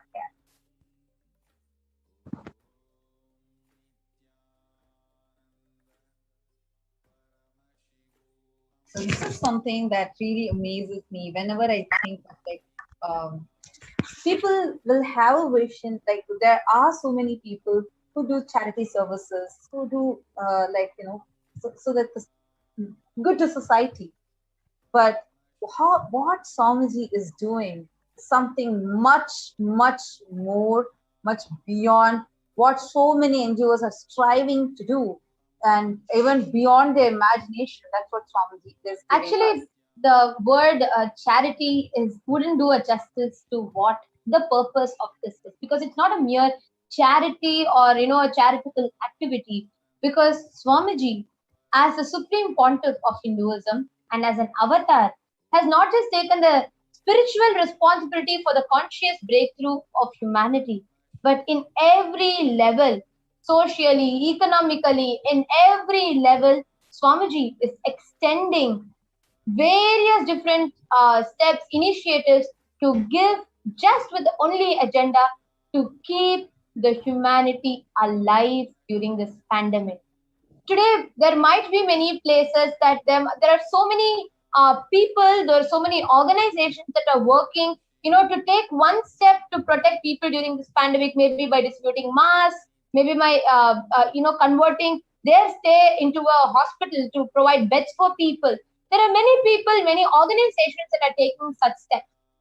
But if there's one place which is purely thriving and flourishing and working tirelessly just with the only agenda to keep you alive, hale and healthy during this pandemic time, it is the Adi Kailasa, the supreme pontiff of Hinduism, by opening the door of Kailasa, by providing not just medical equipment, not just that, but one of the most scientific, as I should say, it's a clear science. The multi-layer quarantine is a clear science, a very scientific and a safe way to stay alive, to keep yourself alive during the pandemic. Actually, that is why you see the recent news that had come up, where many of the leaders were saying that home quarantine is actually not possible in India due to a range of reasons, and all of us might be aware of the news. So what the Supreme Pontiff of Hinduism is doing is something that is beyond our imagination itself. And seeing a lot of you who are joining us, Ma Bhaktivasya, yes, Nithyanandam, Ma Eva Anderson, Nithyanandam, Maitrik Patelaya, Nithyanandam, Naveen Nays, Nithyanandam, you're saying, I entered E-Kailasa. How to enroll you? Once you enter the E-Kailasa, we also recommend you to stay tuned. Today we have a very, very powerful satsang, live Nithyananda satsang, where Swamiji himself is going to be coming live, and he is going to be giving us all a very, very, very powerful message. So do not miss today's special Nithyananda satsang. And we have Ma Indra VK, Nithyanandam, Ma Nitya Dharmadarananda, Nithyanandam. Welcome to all of you. So I'm just reading out the comments from Kailasa's HDH Nithyananda YouTube channel. We request all of you do tune in and get ready, as we are nearing to have the darshan, live darshan of the avatar, the Supreme Pontiff of Hinduism, Jagat Guru Mahasannidhanam, His Divine Holiness Bhagavan Nithyananda Paramashivam. So amidst this global pandemic and going through the way, whether you call it as a pralaya or you call it as this is a pandemic, or you're calling this literally people are calling this as the dark phase of their life, however you call it. But are you seeing what is actually happening outside versus what Swamiji is doing to humanity? How do you feel about it? Yes, Tony Lofton, Nithyanandam, Mom. Zmon, Nithyanandam. Yes, I know all of us. I'm seeing Zmon has actually put, can't wait to see Swamiji. Yes, all of us are excitedly waiting. Now, actually, all our live viewers, I request all of you, take a few minutes and share, how do you feel right now? Billions of children do not have access to education. People are succumbed to social media and the spread of rumors and anxiety. The social media itself is creating a false anxiety in people. People are not sure about their future. People are very insecure. and putting the kids through this kind of an insecurity, while all they have is access to the social media. This is what they see and this is what they are getting, and the way their life itself is so the current situation of the children, the suicide rates are increasing.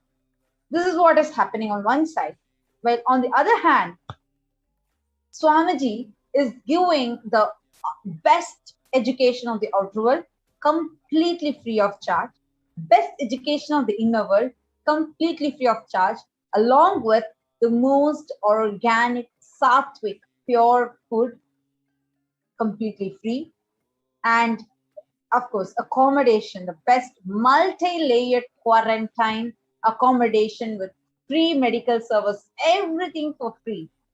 How do you feel about these two? When you see these two, what is it that is happening inside you? Do take a few minutes and do share with us. You all can just comment in the YouTube comment section and share with us.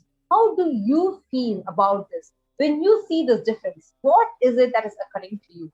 And even if you want to add, like you have some real life occurrences where you see your own child behaving differently, or you see that she is going through some down at this time, her whole face is literally like going in a down just because of this whole pandemic and or being bullied in school, things like that. You can share all those things with us in the comment section of the YouTube chat. So go to Kailasa's HDH Nithyananda YouTube chat, and in the live chat, do share with us. Esma Paramashivoham Nithyanandam. So seeing, okay, all the people that are able to become a member of our YouTube channel, all of you will be able to comment.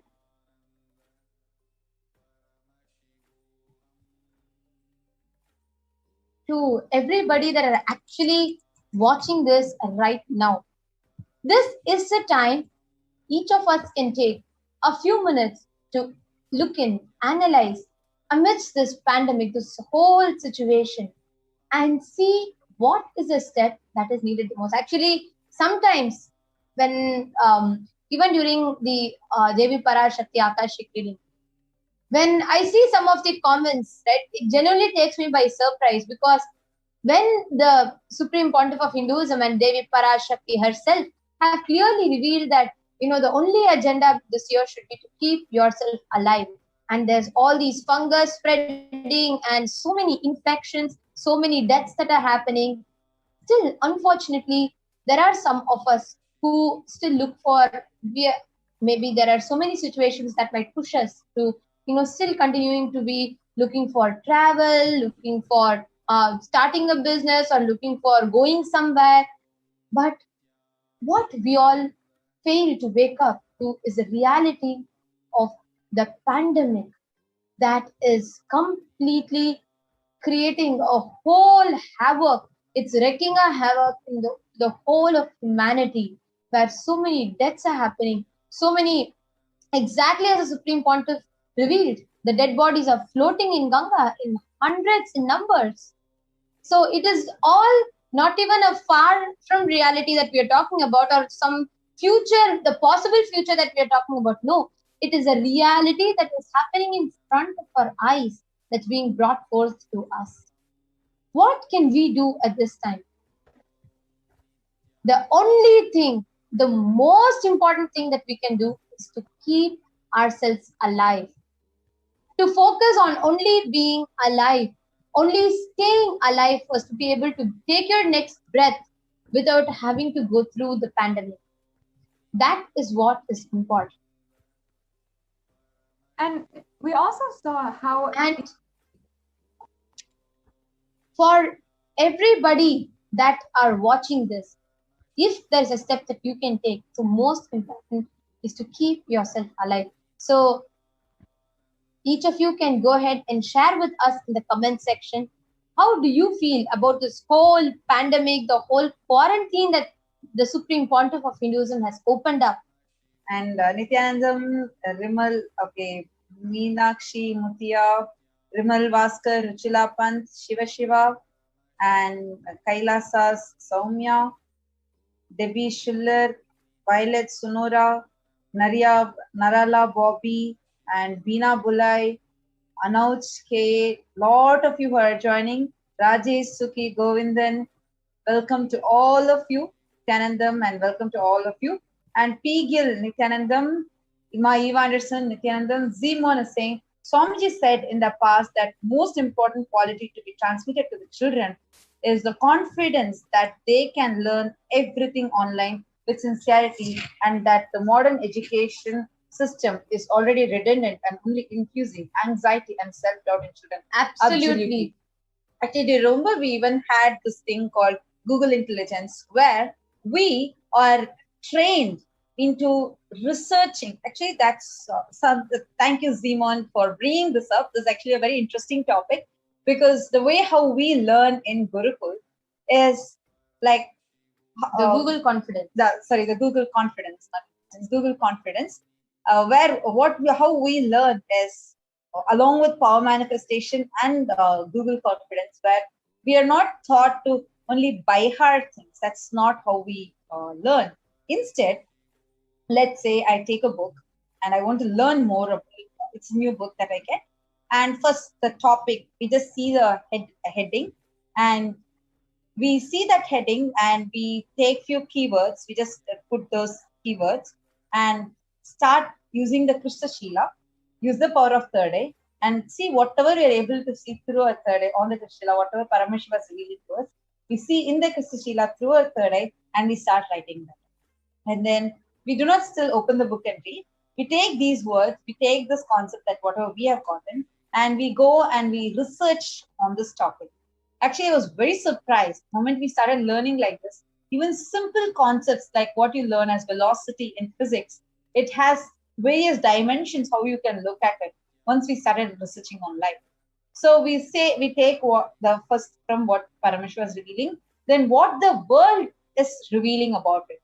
So we take the world's thought currents and we analyze that. Then from that, we write our thesis, how we are understanding about it. So we start writing that. And once we write that, then we open the book and read the book. By the time we finish these steps, when we open the book will feel so redundant. See, what is happening? The book is written maximum by 1 or 2 authors at a time. So it is their logic that they are trying to force inside us. That's the only reason why many kids, they will feel so stressed, even just by reading, even if they're not spending so much time, even just by reading. Only if that concept has to go in. But when you see what the world is talking about, there will be people expressing their opinions in a different way. And you will learn in different and that how to research, all those are trained. Like they tell you, you can go to they suggest the sites that you can visit and learn, or you can see how to learn based on the debates that are happening in that topic, etc. So by the end of the session, you are already a master of that concept. So when you look at the book, it just feels so redundant. So it's not that you're forcing that logic inside you. Instead, with your intelligence, you're grasping the subject. Actually, this is a very, very, very powerful method, because today, half and more of the kids right now that are going through the education, one big thing that they all face is they feel overwhelmed. They feel like so stressed with the amount of the thought current in that book, majority of the times which are outdated, which are not really relevant to us. And that is just being forced upon us. But learning through Google Confidence, by the time you go through and chew the other thought currents, the book will seem so small. It will just be one person's thought current being put into you. So that's one of the best ways, one of the profound ways that we get to learn. And yes, actually, there's so much, a ton and more that we can keep discussing.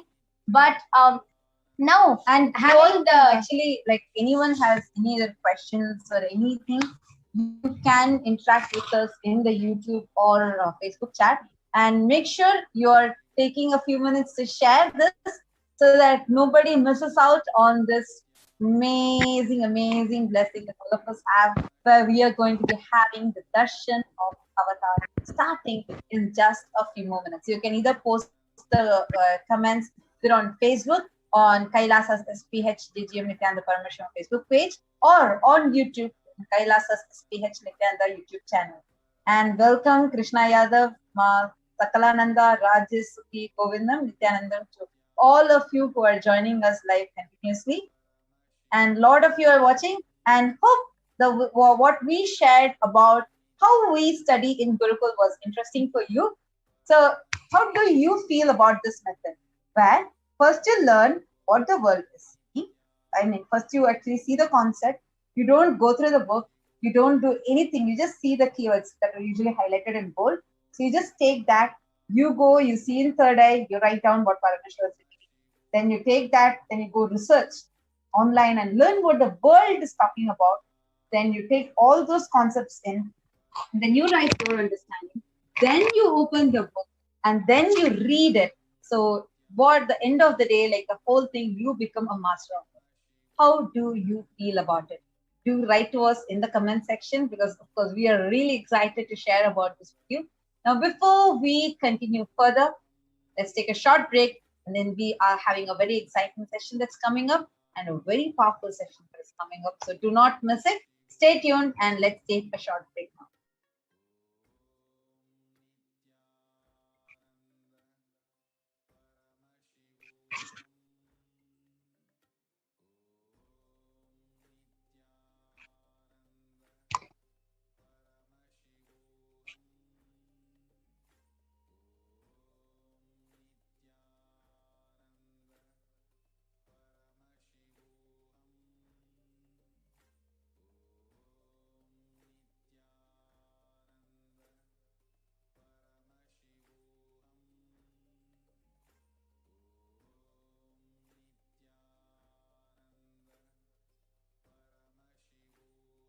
Sorry for the technical glitch.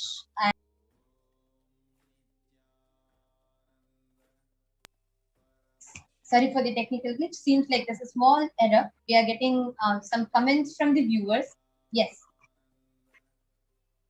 And meanwhile, as we are all awaiting for the Nithyananda Satsang that is starting live at 10 p.m. IST, as we are all awaiting the exciting live Nithyananda Satsang, each and every viewer that are watching us right now, please take a few moments to share with your friends, your near and dear ones, your loved ones, to invite all of them for the Nithyananda Satsang live, so they all can enjoy, they all can relish, and they all can grasp the superconscious thought currents and empower themselves to be able to handle and tackle the pandemic and all of its effects and impacts.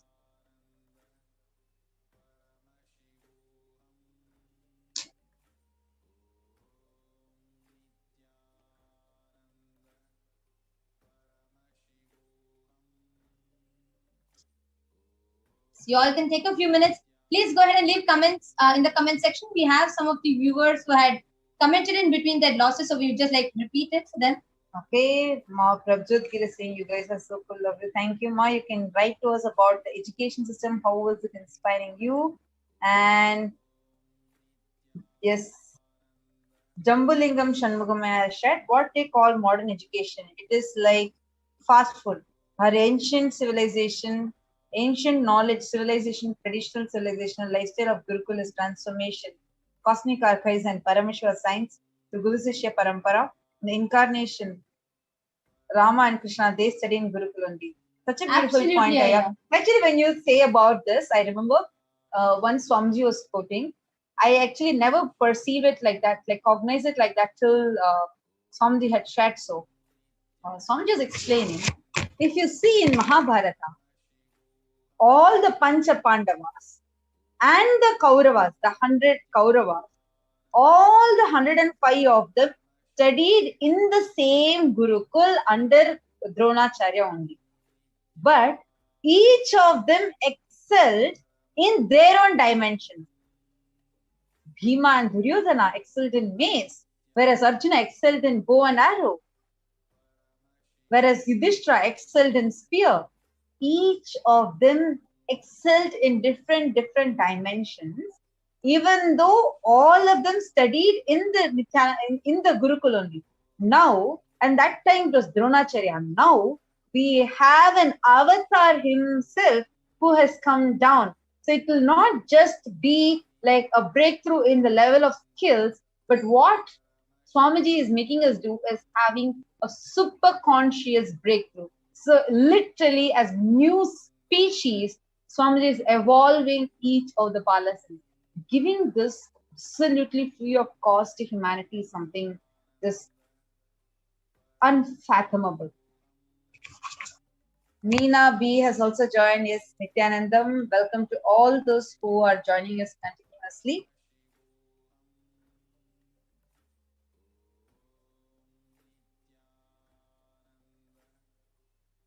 You all can keep commenting and sharing with us. How do you view this? What are your views? How are you understanding what we are sharing? No, especially the earthquake that are happening, the hurricanes that are happening, or so many tough things that people are going through. And people are going through really hard times right now. So many lives are in dire need of something. So do not miss out. Even if you think it's just one click, what is going to happen? No, you never know. Just like how you stumbled upon some video of Swamiji, and today you are here benefiting from him, receiving his blessings, and just having your entire life transformed. So many people are there like that who are waiting for this. So your one click, you might be just doing one click and sharing with the people, but their lives are going to be transformed in an unimaginable way. So do not hesitate. Go ahead and share. You can also post in the comments which country you are coming from. So we'll also be able to see who all we have and which country you are coming from.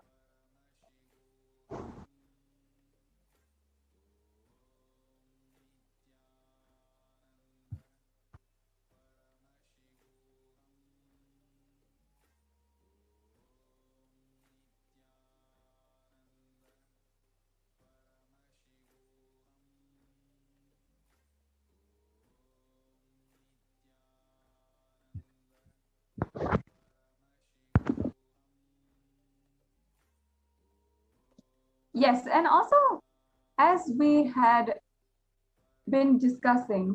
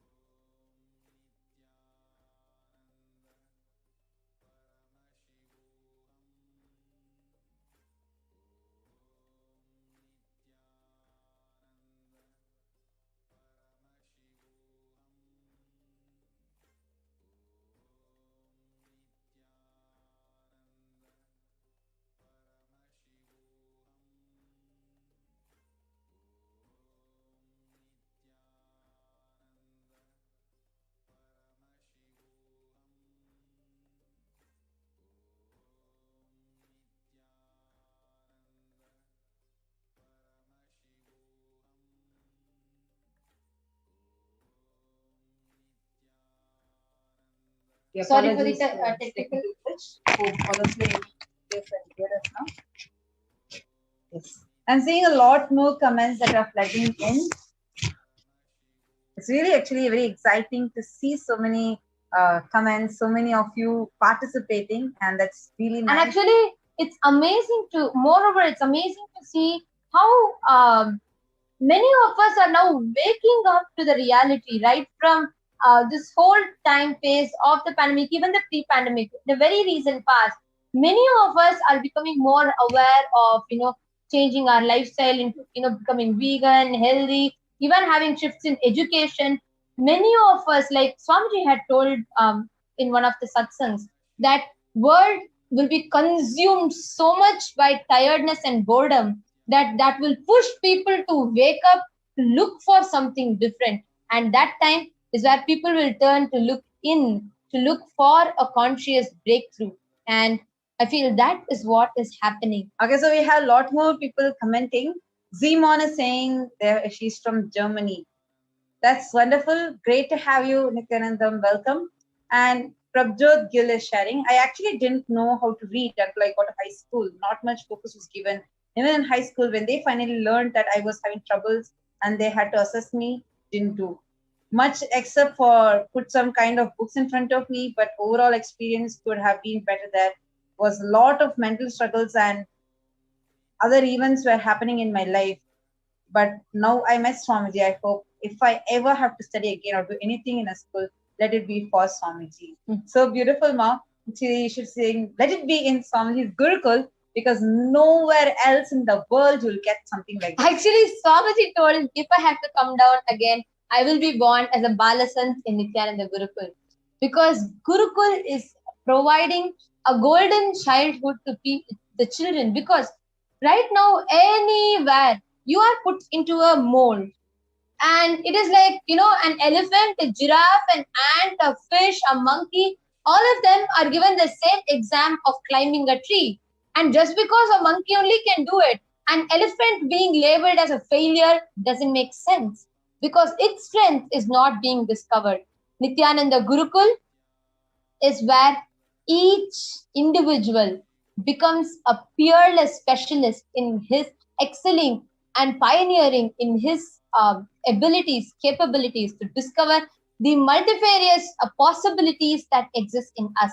And the best part is all of us are given exposure to every dimension. We are taught to dress up the deities, alankar, rituals, yoga, puja, website building, some excelling in the, even in the software in terms of, learning social media, or how we learn research and study science, and how we can travel if we love that, and how be it conducting courses, developing courses, organizing programs, managing events. There is so many things like these. And how each of us are given exposure to all of these. We are taught about how to build temples, how to learn agamas, how to study Sanskrit, how to conduct courses. Each of us are given exposure into these. So what then happens is all of us learn and we blossom in each and every dimension. Most importantly, what is prioritized is our conscious growth. What is prioritized is our conscious understanding, the superconscious breakthrough. Actually, we have a meme that I just pulled out. All of us can see. This is the meme where whenever I remember modern education, this is the meme I would remember, because this is how exactly the modern education is. All the animals are lined up, elephant or a monkey, a penguin and a fish and a goat, like all of them are lined up. And the examiner says, for a fair selection, everybody has to take the same exam. Please climb the tree. This is exactly summing up modern education for us. Come on, just because the examiner is saying this, elephant cannot feel that it is powerless. But that is what is happening today. All the children feel powerless about themselves. Why? Because the same thing, there's only one standard. That's just one. Everybody needs to fit into that mold. If you don't fit, you're useless. That's why if you see there are many jokes and memes around, and even a lot of stories, biographies that say I was a college dropout. That's why I'm successful. Absolutely, because the whole education today in the modern world is just working on making you a clerk, making you fit into a mold, fit into the same size shoes and hats as everybody else, which is naturally not possible. So, why are we talking about education and giving priority to this in this pandemic times? In Kailasa's protective and preventive care, the whole quarantine, the Supreme Pontiff of Hinduism has also extended the authentic Vedic Gurukul, the Nithyananda Gurukul, to provide that child. See, because it is in this pandemic time that people are reshaping themselves. People are waking up. There are so many people who are, in the fear. Am I going to get admission into the school?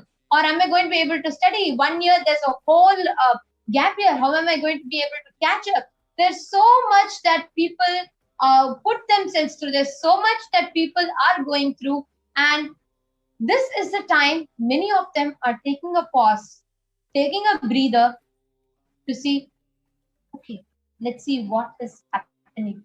What is all this? Let me sort my life out. At least this time, let us all sort out in the intelligent way. Sort it out in the most practical, the most intelligent, the most efficient way. Actually, we have a lot more people who have joined us.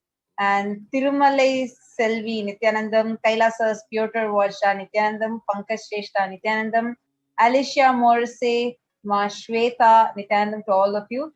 Shravanti Narasammal is sharing, wow, true education gives us insight. Absolutely, Ma. Actually, the true education is what is really needed.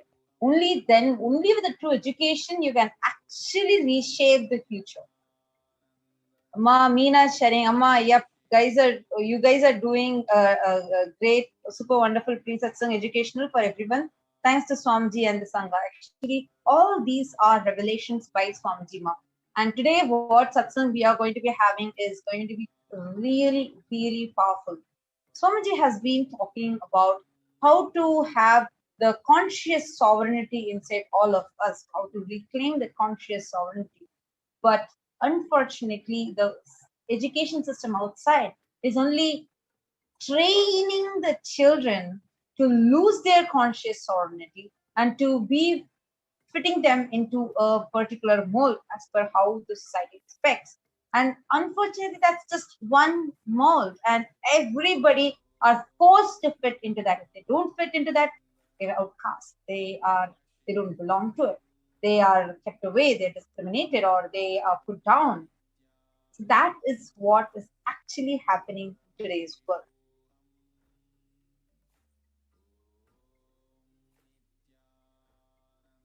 Lot of you who are joining, yes, welcome to all of you.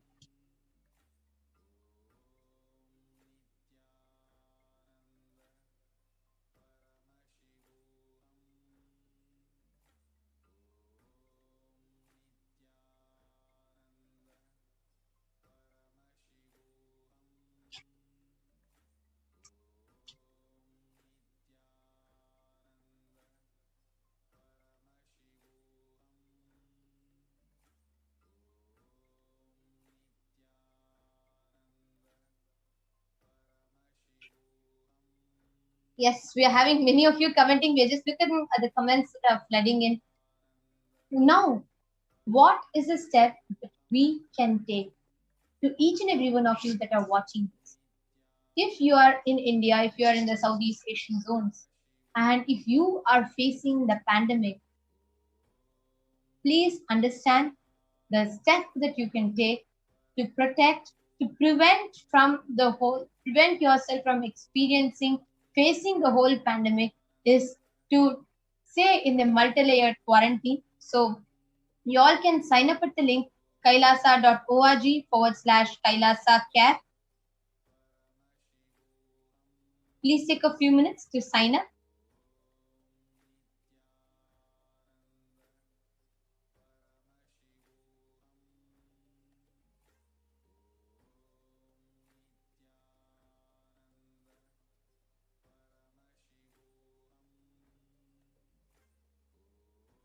You all can take a few minutes to sign up at kailasa.org/Kailasa Camp.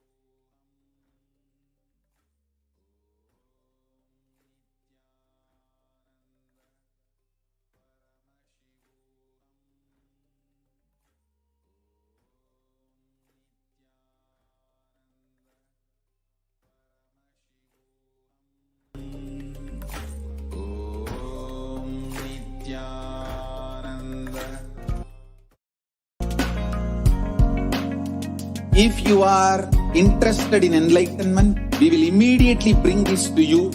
If you are not interested, we will explain the whole science, inspire you and make you interested in enlightenment time. We need to cater this enlightenment science to the whole world wherever they are. Because enlightenment is the birthright of all human beings. Kailasa is responsible to provide that to all human beings.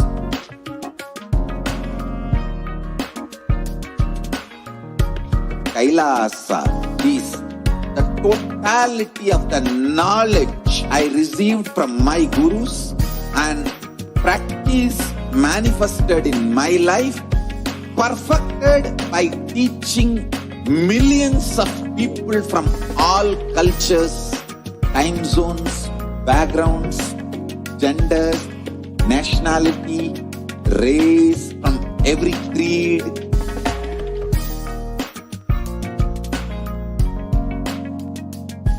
So this absolutely perfected knowledge available to you, served to you in your home without even you moving out of your couch, free of cost.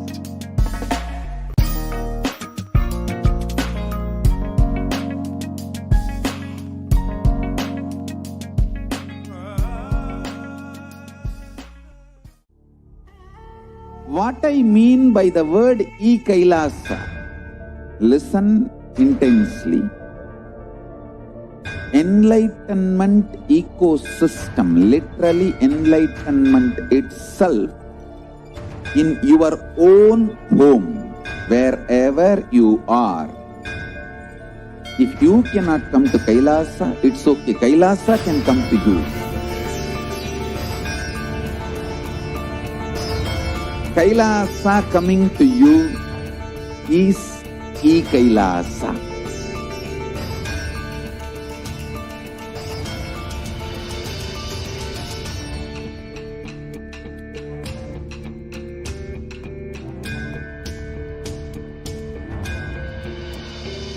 I will revive Hinduism. I am a Hindu revivalist, not by any revolution, but by evolution.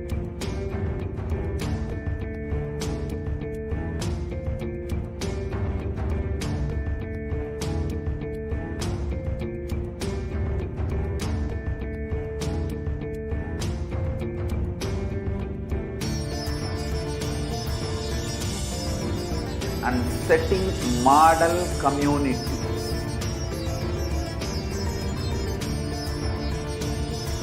Kailasas, enlightenment ecosystems, Sarvanya Pitas all over the world.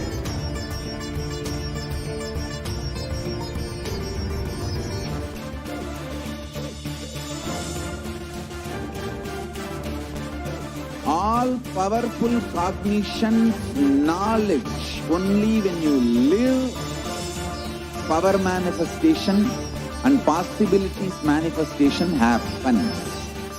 It's a fundamental truth.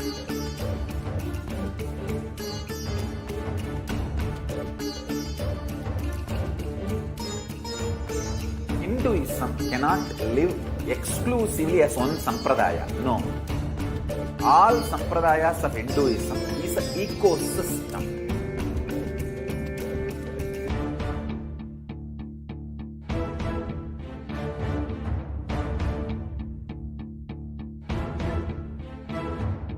So don't keep quiet thinking that if one sampradaya is attacked, only that sampradaya is going to be affected.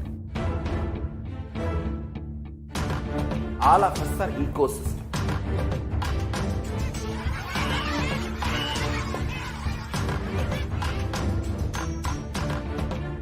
I invite all of you to get involved and enjoy Hinduism by the principle of Dharmo Rakshati Rakshitaha. When you protect Dharma, Dharma protects you. make the whole planet flourish spiritually. The spiritual prosperity will happen to the whole planet. We all have to coexist together.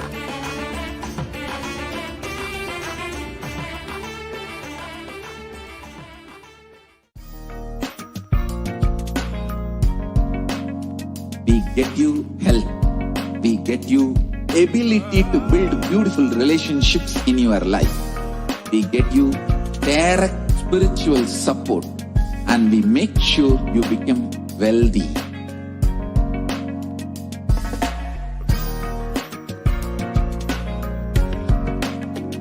We won't stop giving you just good life. We will literally not stop till you live enlightened life. Manifesting the state of Paramashiva, space of Paramashiva, powers of Paramashiva, being of Paramashiva.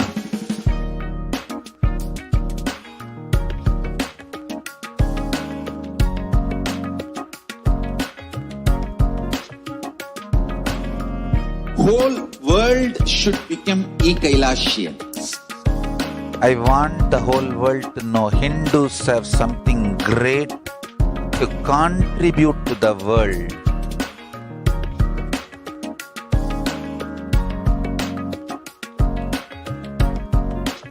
We have something great to contribute to the world. Let us do that.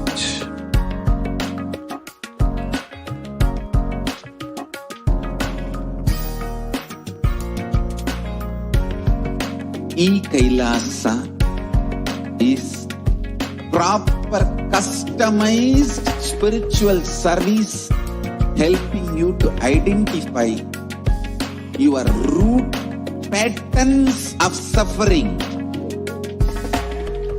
We have perfected the science of helping every individual from every cultural, religious, nationality background.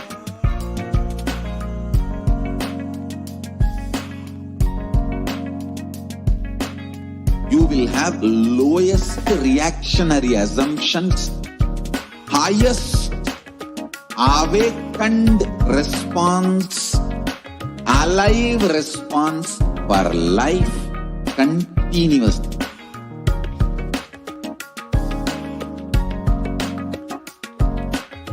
Kailasa is enlightenment ecosystem, literally enlightenment itself in your own home, wherever you are. Proper customized spiritual service helping you to compete with your life negativity. Withdrawal from life, self-hatred, self-denial, self-doubt, so much of tiredness, laziness. We can support you aligning your diet, your attitude, your aptitude, your understanding about life. We can help you with everything.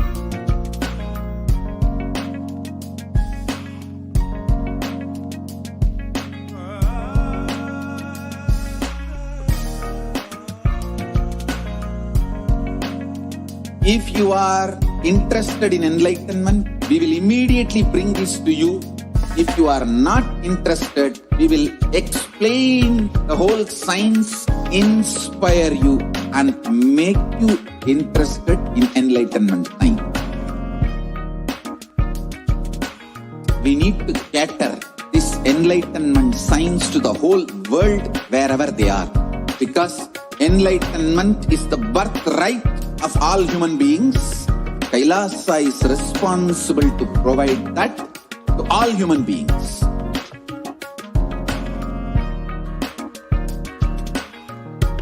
Kailasa is the totality of the knowledge I received from my gurus and practice manifested in my life, perfected by teaching millions of people from all cultures, time zones, backgrounds, genders, nationality, race, from every creed.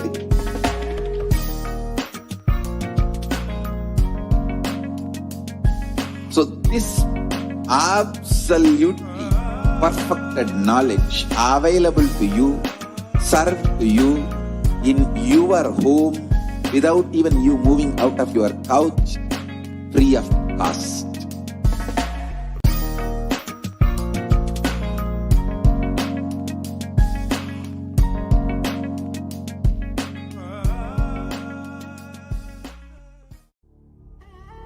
What I mean by the word Kailasa, listen intensely. Enlightenment ecosystem, literally enlightenment itself, in your own home, wherever you are. If you cannot come to Kailasa, it's okay. Kailasa can come to you. Kailasa coming to you is Kailasa.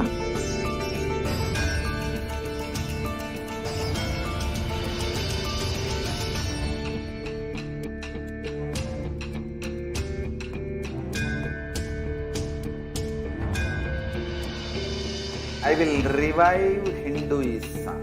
I am a Hindu revivalist, not by any revolution, but by evolution.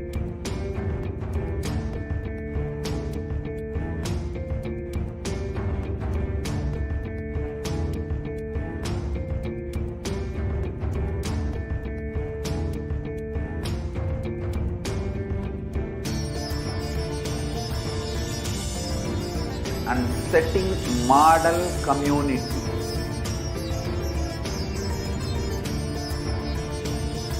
Kailasa, enlightenment ecosystems, Sarvanya Peethas all over the world.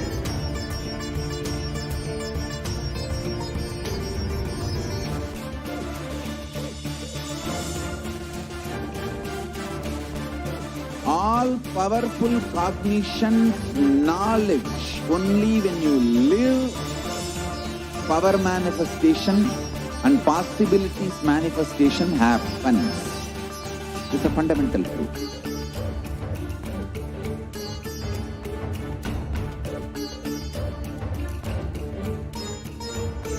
Hinduism cannot live exclusively.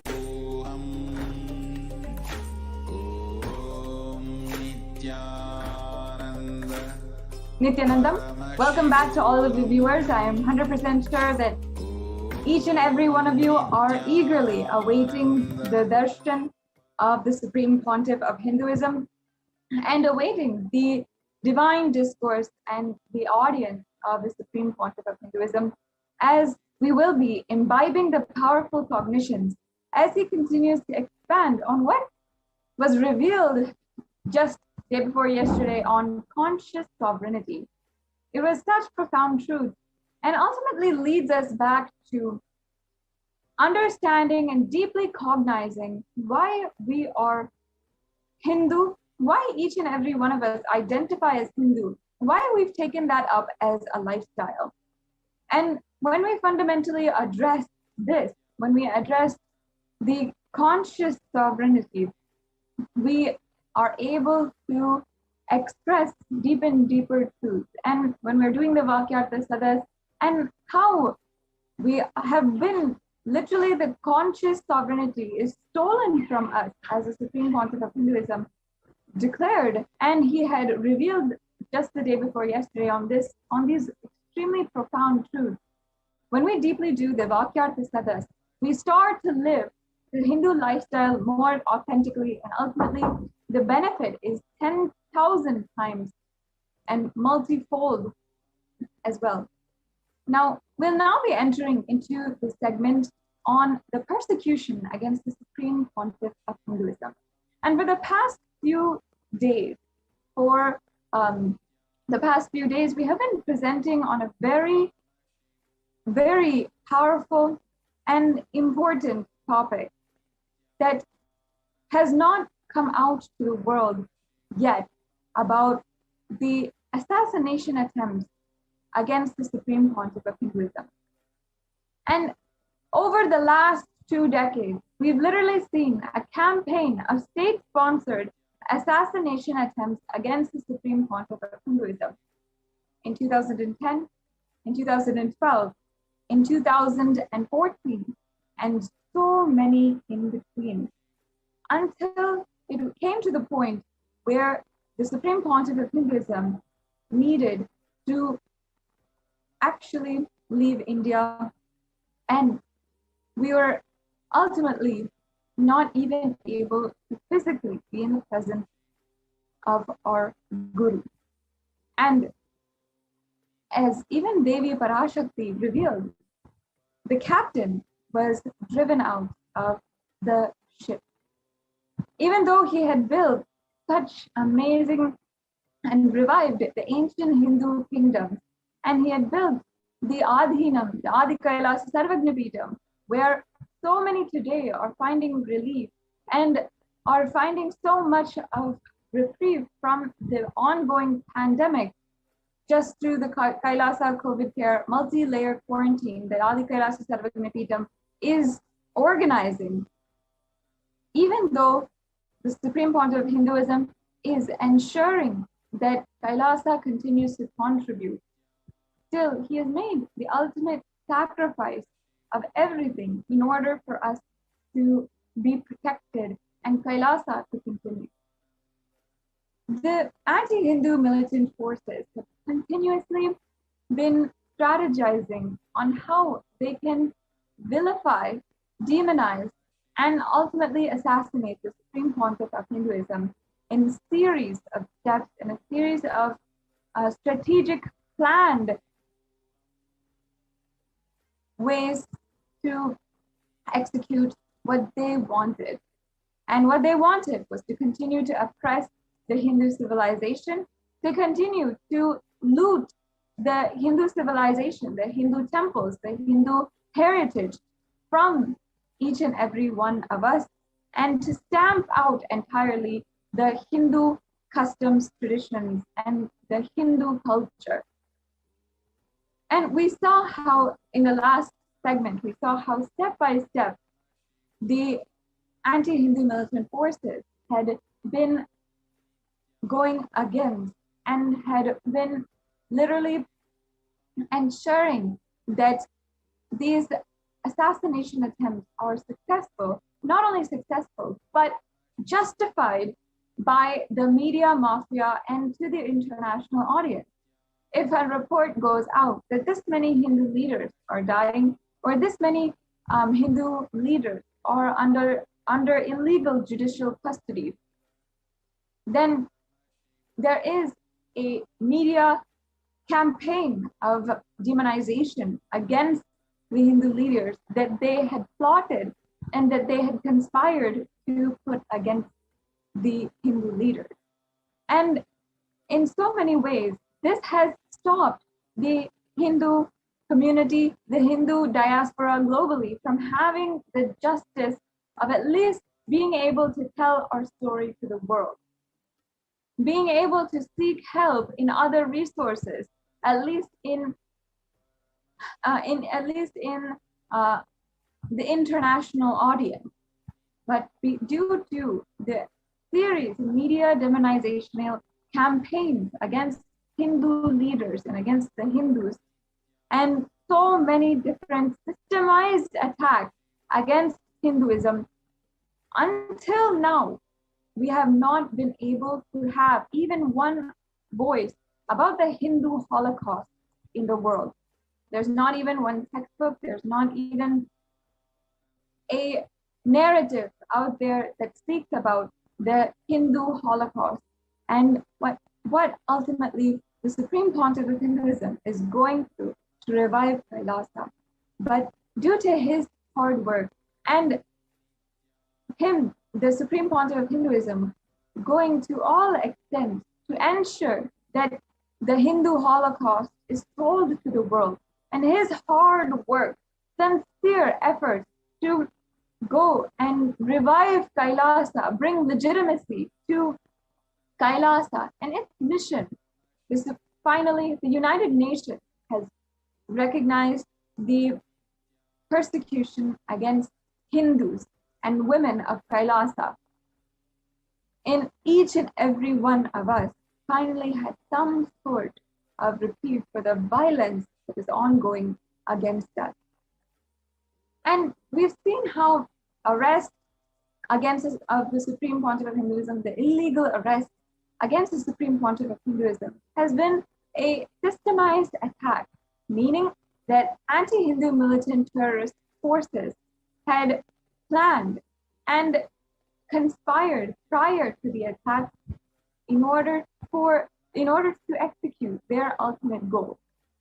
Now, the steps are very clear.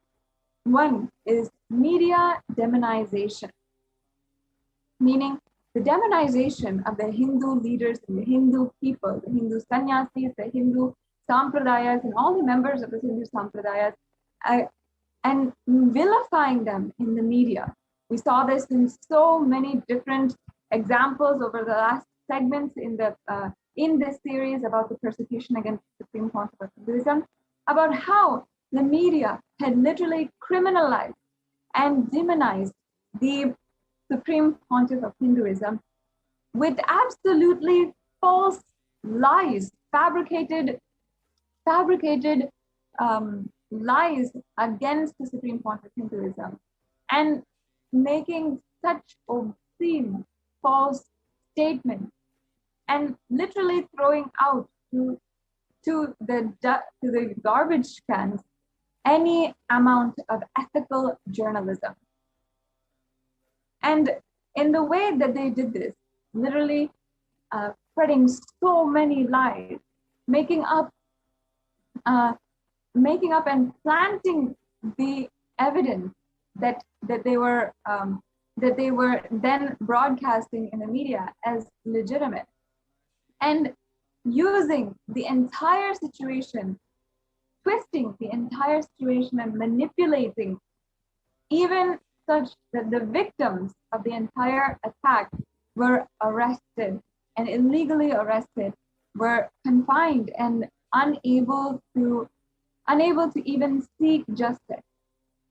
And in this way, when the media had demonized Hindu leaders, after that, the next step that the anti-Hindu militant forces do is to execute mob violence with authorities in being complacent to this mob violence. One example that I can say is the Palghar incident that happened last year that devastated Hindus across the world, and how the police were entirely complacent to the murders of 2 Hindu sadhus by a mob. The third step that the anti-Hindu militant forces do is ensure that there's no legal recourse. And by executing a staged mob against the Hindu sannyasis, they ensure that there's no one who can be held accountable for the actions of violence against Hindu sannyasis. Finally, again, what the anti-Hindu militant forces do is use the strategy of media demonization after the incidents of mob violence against them, and after even the mob has lynched the Hindu sannyasis, to pose as if, to manipulate the entire story as if out of hatred, public hatred, they had killed and brutally assaulted a thief or a person who is less than even human being. They do this process of dehumanization in the media, literally demonizing, vilifying good people, the victims of the entire story, in order to further justify subsequent attacks and assassination attempts against Hindus and Hindu leaders. We've seen this in so many different cases, and against the Supreme Pontiff of Hinduism specifically, again and again, the same strategy being used. And unfortunately, what was most devastating for especially all of us Kailasians across the world is how we have seen how the Supreme Pontiff of Hinduism was treated, abused in the hands of the mob and in the hands of so many violent people who were staged to be put there and to execute violence against the Supreme Pontiff of Hinduism. Now, today, in the next segment, we'll be seeing and understanding the arrest of the Supreme Pontiff of Hinduism and the attacks against the Adi Kailasa Sarvajna Peetham and Kailasa, subsequently following the arrest in 2012. Some of the footage, and the pictures and evidence that we have of the vile and dehumanizing treatment Supreme Pontiff of Hinduism and all the men, women, and children of Kailasa is extremely brutal, terrifying, and horrifying. And today, we also have Mahanitya Bhaktikananda Swami, who will be helping us understand what exactly happened in the attacks in 2012 and how the anti-Hindu militant terrorist forces had used these 4 stages: media demonization, mob violence with authority-clicity, and no legal recourse. And then the 4th stage, media demonization again, how this strategy is used against the Supreme Pontiff of Hinduism and ultimately Hinduism in its entirety.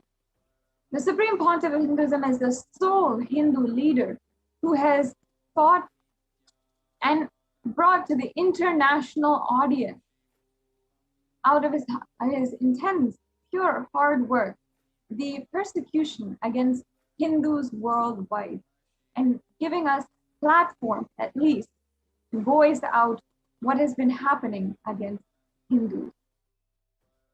And today we will be seeing and understanding what happened exactly in 2012 against the Supreme Pontiff of Hinduism and the men, women, and children of Kailasa in a series of absolutely unprecedented and violent attacks and methods of oppression against all Kailasians and the Supreme Pontiff of Hinduism.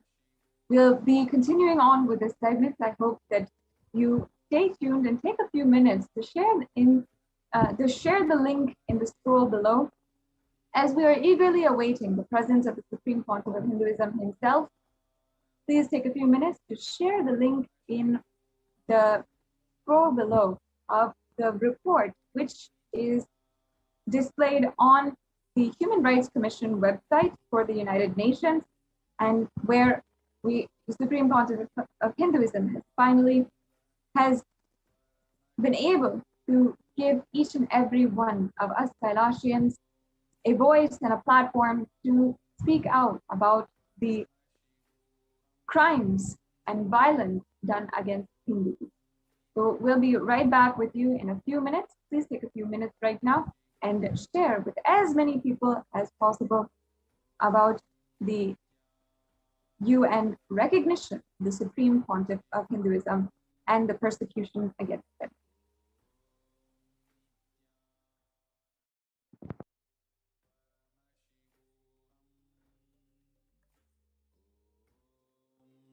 Nithyananda Paramashivoham. Om Nithyananda Paramashivoham. Om Nithyananda Paramashivoham. Om Nithyananda Paramashivoham. Om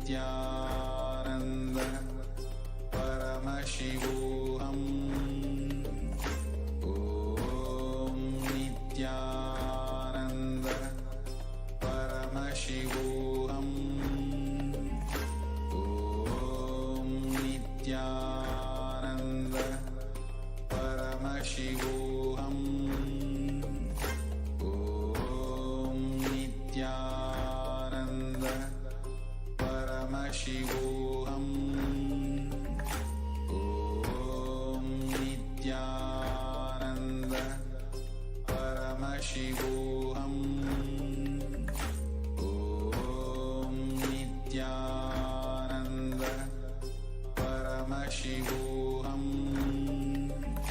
Om Nithyananda Paramashivoham. Om Nithyananda Paramashivoham. Om Nithyananda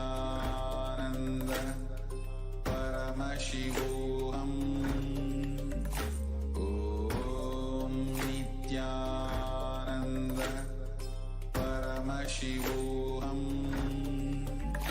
Om Nithyananda Paramashivoham. Om Nithyananda Paramashivoham. Om Nithyananda Paramashivoham.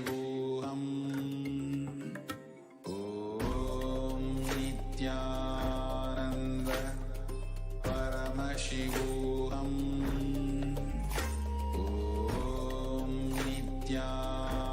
Nithyananda Paramashivoham.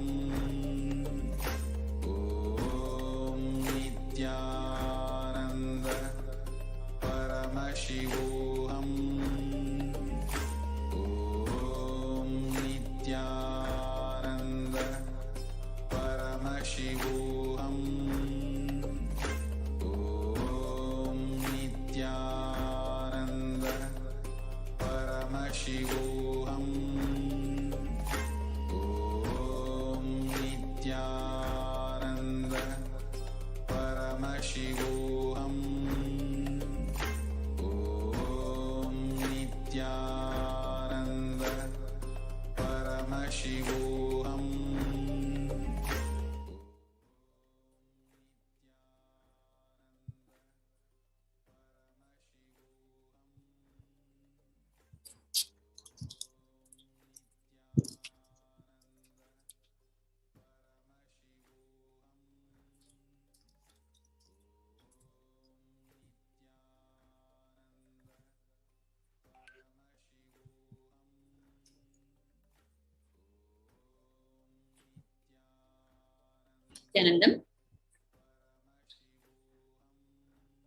Nithyanandam, dear viewers, while we are about to witness yet another live appearance from our beloved Swamiji, the Supreme Pontiff of Hinduism, Jagadguru Mahasannidhanam, His Divine Holiness Bhagavan Nithyananda Paramashivam, we are going to see once again an unfortunate series of attacks that happened in the year 2012, about which many of you may be aware and many of you may be hearing for the first time. It is very important to again and again bring to the awareness of the innocent public the history of persecution against Hinduism, Hindu gurus, Hindu incarnations, Hindu sannyasis, and anyone who's putting the effort to revive the greater science of Hinduism, the science of living enlightenment, which is there from time immemorial to enlighten every being on this planet and elevate every being to the next level of existence, to the next level of consciousness. So therefore, Hinduism is not a religion, but Hinduism is the science of living enlightenment.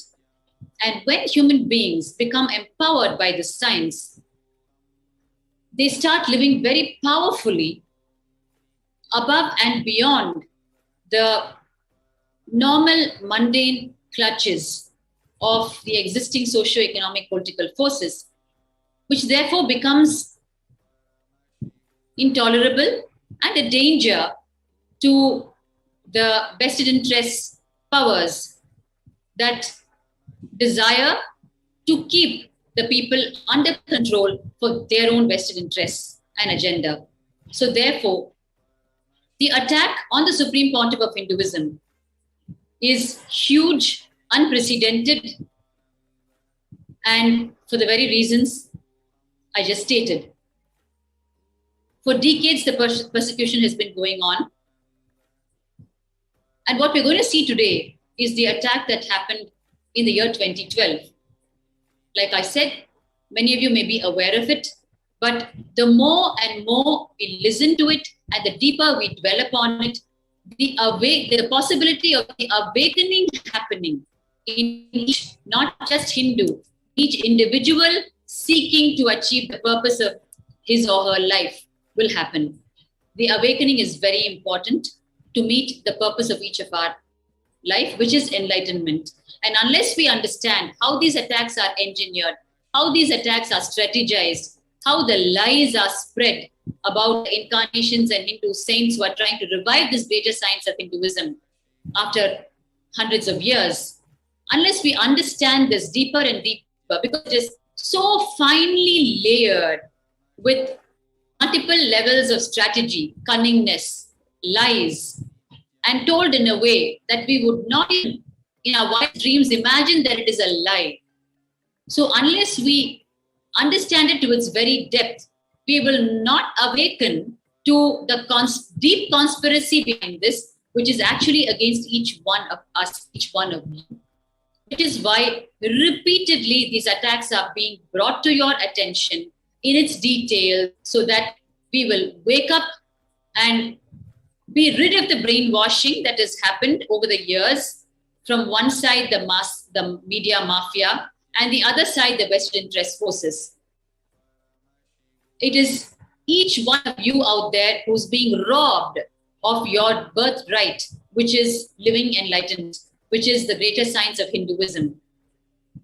That is why it is important for each one of you, beyond religion, gender, race, culture, nationality, to wake up and take note of what has been happening and what is going on, especially in the context of the Supreme Pontiff of Hinduism, who is, as you all know, the single voice of Hinduism today that is fighting to reinstate and revive this greater science, and that has withstood decades of persecution. Just by understanding the persecution against him, you will wake up to your own life and achieve not just your outer world materialistic dreams, but you will achieve what you're not even aware of, which is the very purpose of you taking birth as human beings, the purpose which is living enlightenment, which is experiencing oneness with the cosmos, which is living as a power manifester, as Paramashiva himself. Today, we are all facing so many struggles in our life, which we don't need to face. The single solution to all our individual problems and the global problems is because of loss of the science of living enlightenment. And these incarnations, Paramashiva comes down as the incarnation again and again and again. And all the incarnations who have come, their only agenda is to reinstate the science and give you back your birthright, which is living enlightenment. Today, we're going to see the multi-pronged series of attacks that happened in the year 2012. As you all know, in the year 2010, the attack was direct on the physical body, the life of Swamiji, Bhagwan, Supreme Pontiff of Hinduism. And he escaped very narrowly. And every year after that, the attack was only stepped up. The attack was stepped up, and it came to a point where in the year 2018, he had to take the decision that if he has to complete the avataric mission for which he landed on the planet, then protecting mortal frame, his own body, becomes the foremost issue. And therefore, as the attack started stepping up progressively, in the year 2018, he was forced to take the decision to withdraw from humanity and stay away and continue the service. That is the greatness of the incarnations and saints, because they don't know the zone of violence, pushbacks, and revenge or vengeance. They only know to fulfill the purpose for which they came, the goodness for which they came. and therefore they bear the brunt of the mass ignorance, the mass violence, the mass vengeance, and the mass attack on their own body, and yet they continue to serve. If we just dwell upon their life, whether it is their life in terms of their contribution against the persecution, or it is their life on the face of the persecution, if we just dwell upon it, we will understand the genuineness, the sincerity, the undoubted intention, genuine intention of them, which is to enlighten humanity and nothing else but that. We are so used to normal human beings who operate out of normal vengeance and revenge. Therefore, we know not that such beings can exist, who can take so much of enmity from us and still intend to give back only the goodness for which happened on the planet Earth. It is not known to us, and therefore we do not believe it. Therefore we vilify it. Therefore we spread lies about it. Today we're going to see the series of the attacks in the year 2012. So this started around the 7th of June, to be precise. I'm saying around because the direct life attack on Swamiji happened on 7th of June, and the build-up towards it was in terms of a series of interviews given, or rather planned, strategized, and given by the false rape accuser, an NRI woman by name Rati Rao. She, along with the Suvarna television and a group of conspirators, planned and executed a series of false interviews in the Suvarna television, which is the mainstream national channel. And in the series of interviews, once again, through the media mafia, the group spread the lies to the innocent public, which is you, who unknowingly consume it, because your only source of information, unfortunately, is the media mafia.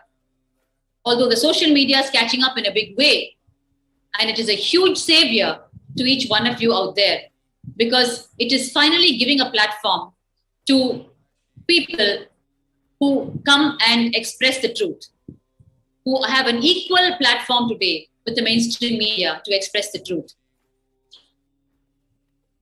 So therefore, while this series of interviews was being aired by the false rape accuser in collaboration with Suvarna television, she was actually under force to do it to protect her false case against Swamiji, because it was a huge, rude surprise to her that while she had charged Swamiji, our beloved Bhagavan, on one side of raping her 40, 50, 60 to 100 times, on the other side, she did not know that through the very judicial system, her own medical records were finally procured from the Michigan hospitals, and it revealed that she was a carrier of 4 STDs, sexually transmitted diseases. And her own medical records reveal that there is no way that she can have even one sexual relationship with a person and not spread the disease to the person.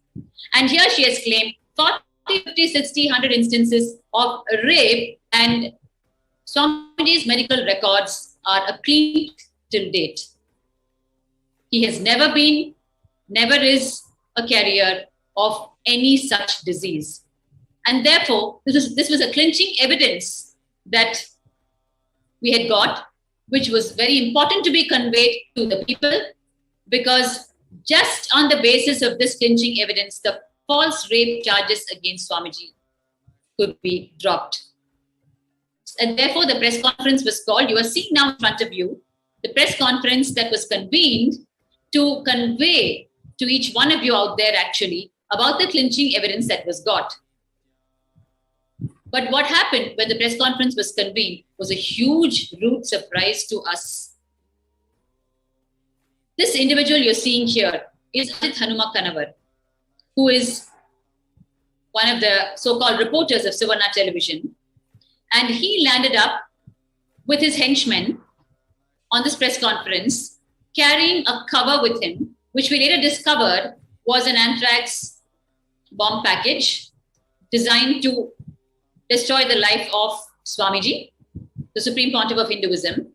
And very innocently, we were continuing with the press conference, not knowing that this huge mafia group was seated inside the hall, and that too in the front rows, ready to execute their plan of assassination just a few minutes after the press conference started.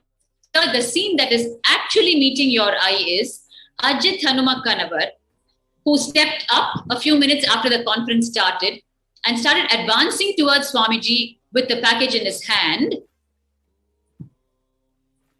And started accusing Swamiji falsely that he was evading a certain foreign summon and that he was there to deliver the summon, a reporter delivering a court summon, mind you. No end to the extent of the multi-pronged attack, the way it started. Therefore, when we suddenly woke up to what was going on, we rushed to him and stopped him from advancing towards Swamiji with the package in his hands.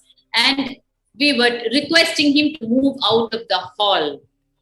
But immediately his henchmen sprung into action and they started erupting with violence against not just the men, but against the women, sannyasis, and the female devotees who were present in the hall. After an hour almost of struggle, finally we managed to get Ajit to even move out of the hall. And by then it was all hell let loose inside the press conference hall, and we had to rush the Supreme Pontiff of Hinduism once again to safety. It was a rude shock to us. We just didn't know what was going on and what had landed on our heads one more time. And we finally managed to move him out of the hall, and we were frantically trying to contact the police on one side after enough damage had happened to person and property, and violation had happened to the female sannyasis in ways I need not even explain to you. You're seeing visuals in front of you where the female and male sannyasis are being manhandled by multiple people at the same time near the gates of Adi Kailasa, the headquarters in Bengaluru. After this entire scene, you can see here, our female sannyasi is being manhandled by 5 of these mafia people at the same time, the Karnataka Navaninmana Sene mafia that landed up. And you can see the stones being hurled at the gate. So while Ajit was, and you can see here in front of you, the then administrator, one of the administrators, was actually, his head was smashed by a huge boulder by 4 to 5 people at a time. And he was not even allowed to rush to the hospital. They stopped the car. Somehow we managed to reach him to the hospital. And here you are seeing him post-surgery. They administered 33 sutures on his head. You can see him bloodshot on one side, completely smeared with his own blood. And on the other side, he's giving his first sharing after having undergone the surgery. His entire face and forehead and head is swollen. And it was just one of the most gory. Actually, I was right at the gate at that time. If the NTV operator can just rewind the scenes a bit, you'll be able to see. I was there right at the gate, and it was the most horrifying scene. Even in horror movies, you can see me there. Even in horror movies, I've not seen such a scene where just brutally 5 people smashing a huge boulder stone on the skull of another person and just running away, jumping over the gate and allowing him to die there and not even allowing him to reach the hospital. Actually, at least after they smashed his skull, I mean, one would imagine that they would just back off. But they actually went ahead further and didn't even allow us to take him to the hospital. These are the kind of attacks faced by the Supreme Pontiff of Hinduism. You can see me there in the background. These are the kind of attacks faced by the Supreme Pontiff of Hinduism. Time and again, he and the sannyasis and the devotees who are standing to revive and re-establish this greater science of Hinduism. You can see here the bruises, the wounds, the life attacks sustained by the devotees and sannyasis. And while this happened on the 7th of June, from the morning until the evening, and it was actually live telecasted, they came with the live telecast van they came with what you call the OB van, which is a live telecast van, in the evening when this entire attack was executed. And they were airing it live, and the running commentary was that the Adi Kailasa headquarters and the people there are brewing trouble, and they are fighting, and they're creating violence, and they're disrupting the peace of the place. We were just completely powerless on the face of the attack, because on the one side, we were the victims, we were attacked, we were almost killed, and Swamiji was almost assassinated, and we had to rush him to safety, and our property was destroyed. But here we were being portrayed as creating violence. What you're now seeing in front of you is the press conference that happened on the next day, which is the 8th of June 2012. I request the NTV operator to stop a bit. So we had to explain to the public what exactly happened the previous day on the 7th, and how they had converted the press conference into a war field, into an attack field. So therefore, we convened a second press conference to explain to the people the attack that happened on the previous day. And here, what is meeting your eye is the second press conference on the 8th. You can see me. I'm the first sannyasi from the left-hand side. Yes, that's me, the first sannyasi on the left-hand side. And on this second day also, just minutes after we started the press conference, again, the same Karnataka Navanirmana Sene, but this time, today, that is on the 8th of June, under heavy disguise, so we didn't even know they were from that organization. They were once again seated inside the hall without our knowledge, and they sprung up and started creating violence and attacking us yet again. You're seeing the violence and attack in front of your eyes. And they started violating the female sannyasis. You can see here in front of your eyes. It was an unsparing, ruthless, brutal attacks where they were picking up the chairs, the metal dividers, the metal chains that were used as dividers, and just beating and breaking persons and property. Here you can see the aggression and the brutality of the attack. You can see him straight away manhandling our sannyasi, Manitya Achalananda Swami. You can see again here. And all along, there was no protection for us. We were frantically trying to call the police, and the attack just continued ruthlessly. And we just didn't know how to end it, or how to, push the attackers back, because they were just too many in number and too aggressive, because their business is violence and our business is non-violence. So therefore, it was a hopeless match. And while we were again and again only employing the principles that we live by, which is non-violence, it was not working. We were just being attacked right, left, and center. And finally, after considerable damage had been done, as usual, the police came at the end of it all, and they took him away. They took the perpetrators of the crime away to the gates. And all along, the press was covering these very scenes of attack that was happening, but with their own vilifying headlines, where they made the whole thing out to be as though we were causing a fight, whereas we were victims of a huge attack. The choice of words for decades has been completely false and completely opposite to what exactly happens on the field. While it is always an attack from their side, the presentation by the media mafia has always been a fight between Nithyananda disciples and so-and-so, a fight between Nithyananda disciples and someone else. And where is the platform for us to go and tell the real story? Because by then, by the time we wake up from the attack, already on the one side, false cases are filed against us saying that we tried to kill them. And on the other side, the media mafia has done enough damage and spread false news all over the world.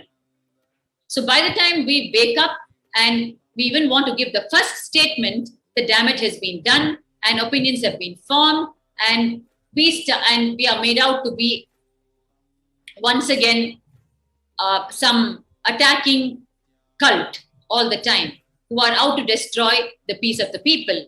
It is so, here you can see me somehow desperately trying to get across to the press persons who are willing to hold the camera to my face. I'm trying to tell them that, already the headlines out there are, we are attacking them. But the truth is they are using our desperate body language to map their false headlines and conveniently saying that we are attacking them. And I'm in fact telling the press people, if you are in a situation where in your own home, in your own drawing room, your folks were attacked by someone, would you be petting and pampering them and requesting them to move out? Won't you at least bring in some kind of a desperate body language and shout at them to move out? Which is exactly what we were doing and the least that we could do. But the same thing was shown as though we were very aggressive and violent people, and as though we are all the time attacking, and as though we are out there just to cause trouble. I would just like to highlight one point that as you are sharing that people need to know. Yes. So as you were sharing, the first day, the attack that happened, how the anthrax bomb was trying to be forced on the SPH, directly an assassination attempt. And on the second day, the same mob comes in disguise. They are groping and sexually assaulting women in front of the media. And the most important, what we all could see, where Ma Bhaktika Swami was actually sharing in the desperately screaming for help out in the camera. And we can see how the sexual assault, the men groping women, and they're all talking vulgarly in front of the women were live streamed in the media. And again, even at this point, the media showing the Adinavasis who are desperately begging for help in the bad light. And here we can see how the attackers are hurling stones and they are just bombarding into the campus, destroying properties, assaulting women, physically mob lynching the sannyasis, very desperate to reach the supreme pontiff of Hinduism and directly attack. We can clearly see how the mob is climbing over the gate. What we can actually note here is that there are so many policemen who are standing there. There are so many policemen who are there waiting, and they are able to very clearly see that this mob is trying to get in, but they are getting in. They're not being stopped. Good point, Ma. If you notice the pattern of attacks every time, the moment you see a uniformed policeman, automatically you think they are there as protection. They are there to control the whole scene and bring it to some kind of a law or dharma. But what the innocent people do not know is, or they're brainwashed to such an extent, they don't even know to look into the scene and watch that they're actually not doing anything. They don't even know to recognize that. For us, if you see a khaki uniform, that means he's doing a job, right, of protection. But we've been brainwashed over the years that we don't even know to look into the scene and see that they're not doing it. They're just standing and watching or pretending to ward off people in a way where they allow the mainstream attack to happen, but somewhere in the background, they are just doing some body language, mislead the people as though they are protecting. Whereas in the light of what you are sharing, I'm right now seeing there's a clipping here that we are seeing. We actually saw these Adinavasis were the ones who were beaten up by the mob. But right now I am seeing they are being arrested. They are being taken by the police. So I'm not really able to grasp what exactly is. Could you share with us what happened or how the victims are being arrested? You were there that day, and can you share with all of us and the viewers what was happening after being assaulted, after being sexually assaulted, groped, after being mob lynched by these rowdies and thugs? I am seeing the scene where the victims are being arrested. Could you share with us what was the scene and what happened there? actually what you're seeing now is, each of us was actually escorted. You can see me actually entering the van just now. Each of us was escorted by a uniformed police woman or policeman into a van. You can see all of us inside the van now. Yes. Actually, this is on the 8th of June. And in the morning, the second press conference had happened and the attack had happened. And we were just recovering from the attack when suddenly the policemen came and they asked us to just follow them. So actually, we were thinking that they are calling us to identify the perpetrators of the crime. So, Amma, we were so innocent and naive. We had no clue about the multi-pronged attack that was being executed right in front of our eyes. And we had no clue that this 2012 attack was actually going to lead to 2 illegal arrests of Swamiji once again. My God.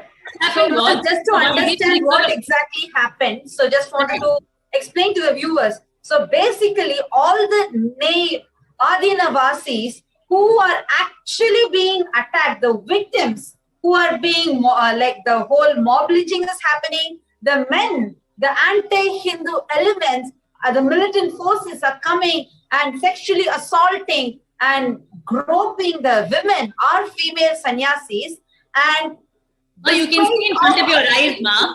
Actually, our 2 sannyasis, you can see here, our 2 innocent sannyasis are trying to ask them, why are you pushing us around? Why are you manhandling us? What have we done? And they're silent, but the police are completely silencing them and telling them it's none of their business to ask any questions. And they're actually manhandling them and pushing them into the van and arresting them without their own knowledge. My God, this is something that needs to be highlighted here. The victims, people who have been beaten up, who have been sexually assaulted, who have been mob lynched, the victims are being arrested by the police, whereas the mob, the people who are attacking, they are not even being brought near the van.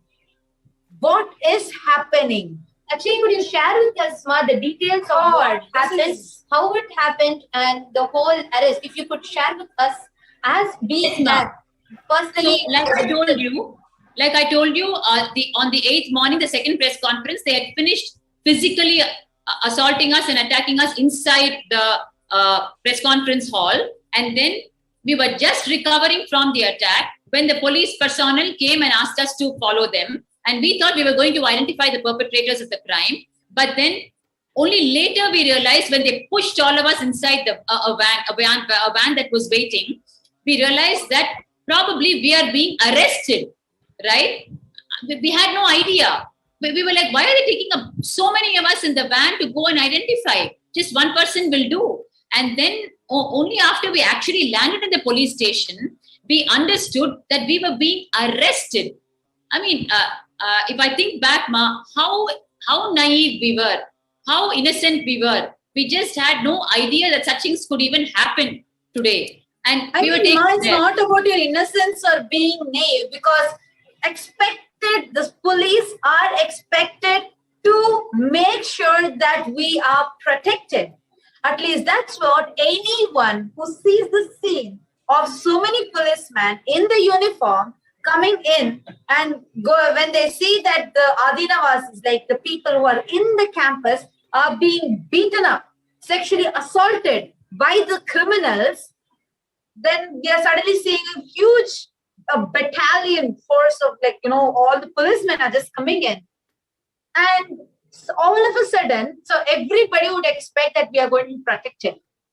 It's like the police have come to be protecting and to make sure that the people are safeguarded. One more thing you need to know, Ma, how we got arrested was Ajit Hanuma Kanavar, who was the assassinator of the 7th of June, just the previous day. He actually came back into the campus with police bandobast, okay, with police protection. He entered back in the campus on the 8th, and he identified 16 of us and for arresting. And because he had already gone to the police station the previous day and slapped a false case against Swamiji as accused 1 and 16 of us, saying that we were causing a life threat on him, and for protecting his life, he is filing a case. We were Actually, just this clipping is too painful to see, ma. As you're sharing this clipping where they're pushing Swamiji like this, it's extremely painful to even see this. You should know exactly what is happening in this scene right now, what is meeting your eye now. Actually, ma, so the false case that Ajit Hanuma Kanabar went and slapped on Swamiji and on the 16 of us, that was the next step in the attack. So they arrested the 16 of us, and then they were all out behind Swamiji to arrest him, right? And by then, we had rushed Swamiji to safety because we knew it was coming because of the false case. And what happened was, the media mafia started spreading all lies about the previous 2 days happenings, and then they started hooting to arrest Swamiji. And Swamiji, as always, abiding by the law, was coming to get his anticipatory bail. And then the next crime happened, which is his anticipatory bail hearing was actually for no reason adjourned and postponed to the next day. That was such a shocker to us, and it was a danger signal because then we didn't know what was in the offing for us. Why did they postpone the bail hearing? Even murderers get a bail today. It is their right to fight for their case. And here they have postponed the bail hearing of Swamiji. So what did they have up in their sleeve? And then what happened when the bail hearing got postponed? By then, they had created a huge mob outside the courtroom, right? So when Swamiji had to be brought out, because the bail hearing was postponed, there was huge mob lynching happening on Swamiji. With the police there who had organized for the mob lynching and who were just pretending to be around Swamiji. And they told us that so it is not safe for Swamiji to step out now because there's huge mob out there. And what they did without informing us, they arrested Swamiji and took him away, saying he is under protective custody, which is actually an illegal arrest, put in raw words. And you won't believe it, ma. I will never forget those 36 hours because those 36 hours, we did not know where Swamiji was and what they had done to his body and what they had possibly fed him with and what torture they had put him, because we had the experience in 2010 when he was 53 days in illegal imprisonment. There was attempt to poison him multiple times and he was physically tortured and he was tried to be psychologically tortured. They had got even tile cutting machines to run the whole night outside his room so that the frequency of noise would torture him on one side. Actually, I just want to highlight that. Actually, according to human rights, if you just read the UN human rights, one of the violations is any tile cutting or marble cutting sound being exposed to a person. And if they're tortured by that, it is actually written law. I was actually quite shocked when I read it. When I was reading what all are like the against human rights, what are the actions that they do against human rights? I was shocked when I saw that because that's exactly like what you're telling now. They expose this continuous tile cutting sound next to Swamiji just to torture Swamiji. God, so and also I would like to highlight another point. I would like to request the NTV operator to rewind a little bit back. We can see a newspaper clipping which says a battalion of 600 police were deployed for Swamiji. This is just, actually I would like to quote something here. Even for the worst of criminals, so many policemen are not required. Here, for one innocent, and if Swamiji is just continuously abiding by the law, and an innocent person just to demonize Swamiji in the public, creating not just the whole lawfare, but the way we can see how the police are manhandling Swamiji, pushing him into the van, pulling him and dragging him in front of the public eye, just to demonize Swamiji in the public. For a person who has been completely abiding by the laws, and first, for a person who is innocent, second, abiding by the law, just to create confusion in the public, this is a way of causing a programmed confusion where the viewers will get confused to see a battalion of 600 police just for one sannyasi, one man who is abiding by the laws. This was just another big tactic to demonize in the eyes of the public, to demonize the Supreme Pontiff of Hinduism, who was innocent, just to create a scene and just to create that kind of a confusion and panic amongst the disciples. Just what you're sharing, just now the clipping to show. Swamiji is walking. Swamiji is walking like normally. Swamiji is walking from behind. Someone is just pushing Swamiji. There is no need for all those. It's just extremely painful. I don't have words to describe this. I mean, it's total unjust, unfair. And actually, Ma Bhaktika Swami, I can understand when you are telling what kind of a panic you all would have been through for those 36 hours of not knowing where the Supreme Pontiff of Hinduism is, and not, first of all, being sure the way the lawfare happened, the way police are manhandling the Supreme Pontiff of Hinduism, and the whole thing, it was pushed to such an extent where the disciples had to file habeas corpus in the panic. They were panic-stricken, they were grief-stricken, and they were desperate to know, just to get confirmation, just with the hope that the Supreme Pontiff of Hinduism is alive, just to know that basic information. And you were there when the habeas corpus was filed. In fact, if you would like to share more about how that part happened, where you all were panicking, how the whole arrest of the Supreme Pontiff had happened, how his life was at threat, how he was manhandled, how the mob, there was so much of continuously mob attacking, media violence, and police themselves were manhandling. Would you like to share what was the situation for all the disciples and all the devotees who were panicked and who were searching for the Supreme Pontiff of Hinduism? Definitely, Ma. So, like I said, they took Swamiji away. They took him away to an undisclosed location, and 36 hours was a nightmare for us. We were just on the streets, not knowing where they had kept him, what had come to his body. We just had no clue. And the next day was supposed to be the anticipatory bail hearing, which had got illegally adjourned to the next day, if you remember. I just shared with you, right? So the next day dawned, and then we rushed to the court again. And they are bringing Swamiji for the bail hearing. From where, which location, we don't know.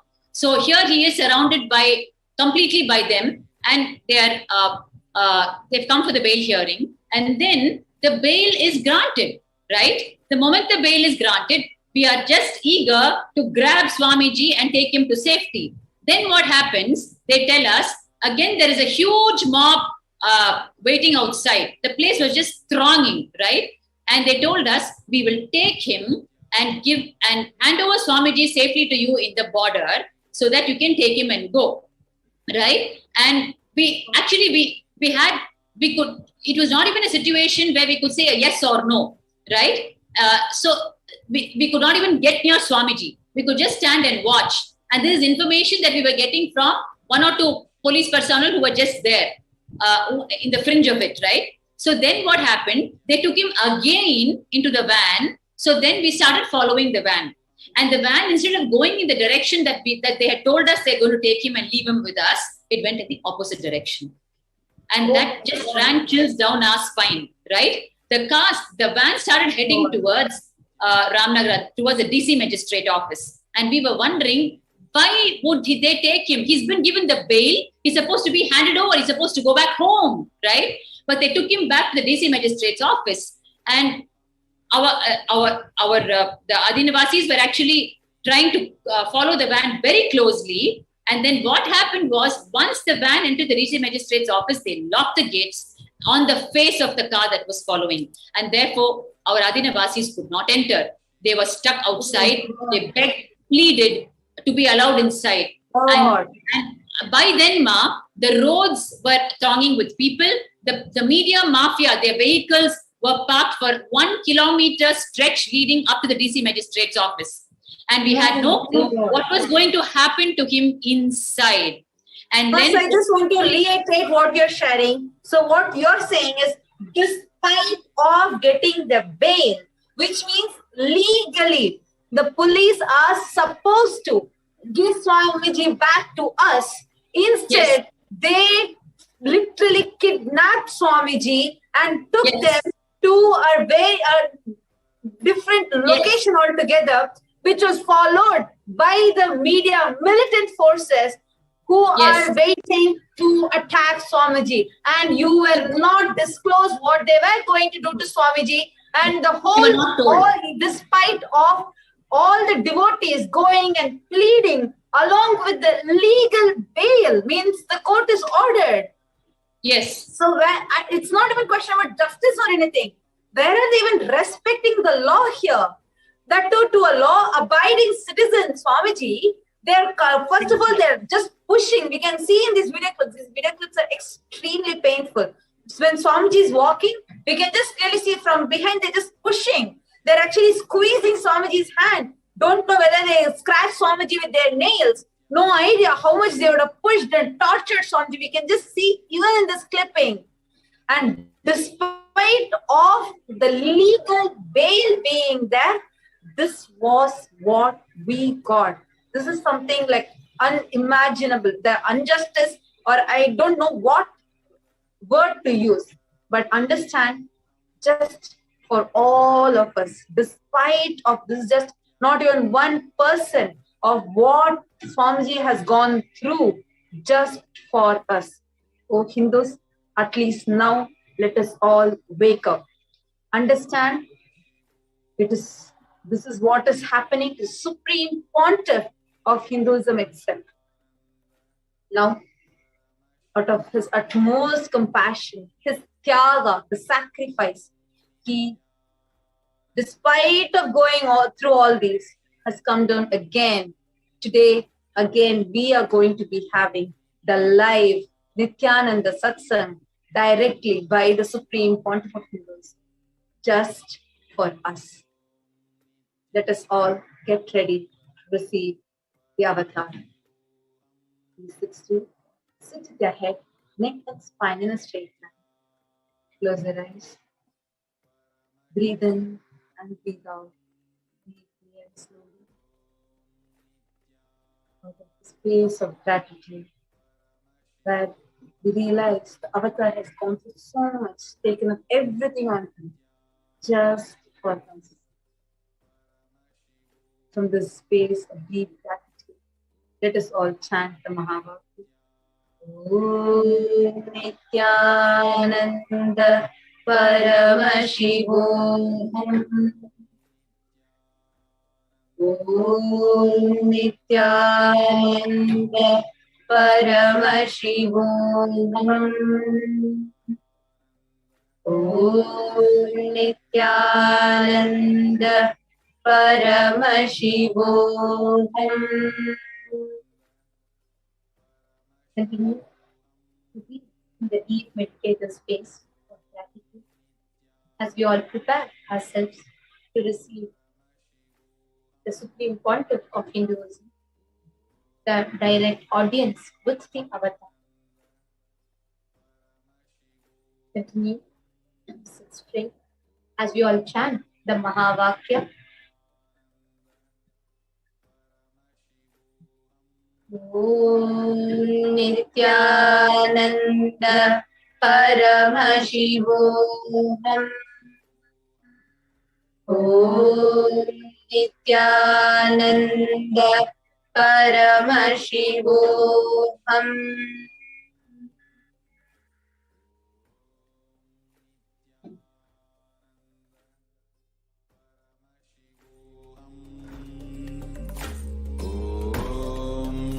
Nithyananda Paramashivoham. Om Nithyananda Paramashivoham. Om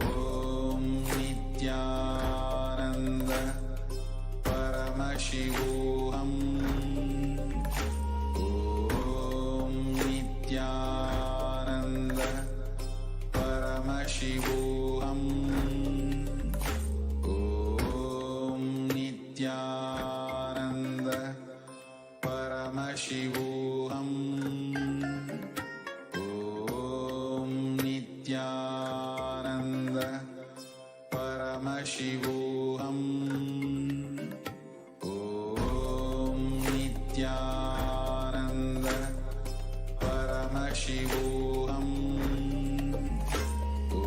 Om Nithyananda Paramashivoham. Om Nithyananda Paramashivoham. Om Nithyananda Paramashivoham. Om Nithyananda Paramashivoham. Om Nithyananda Paramashivoham.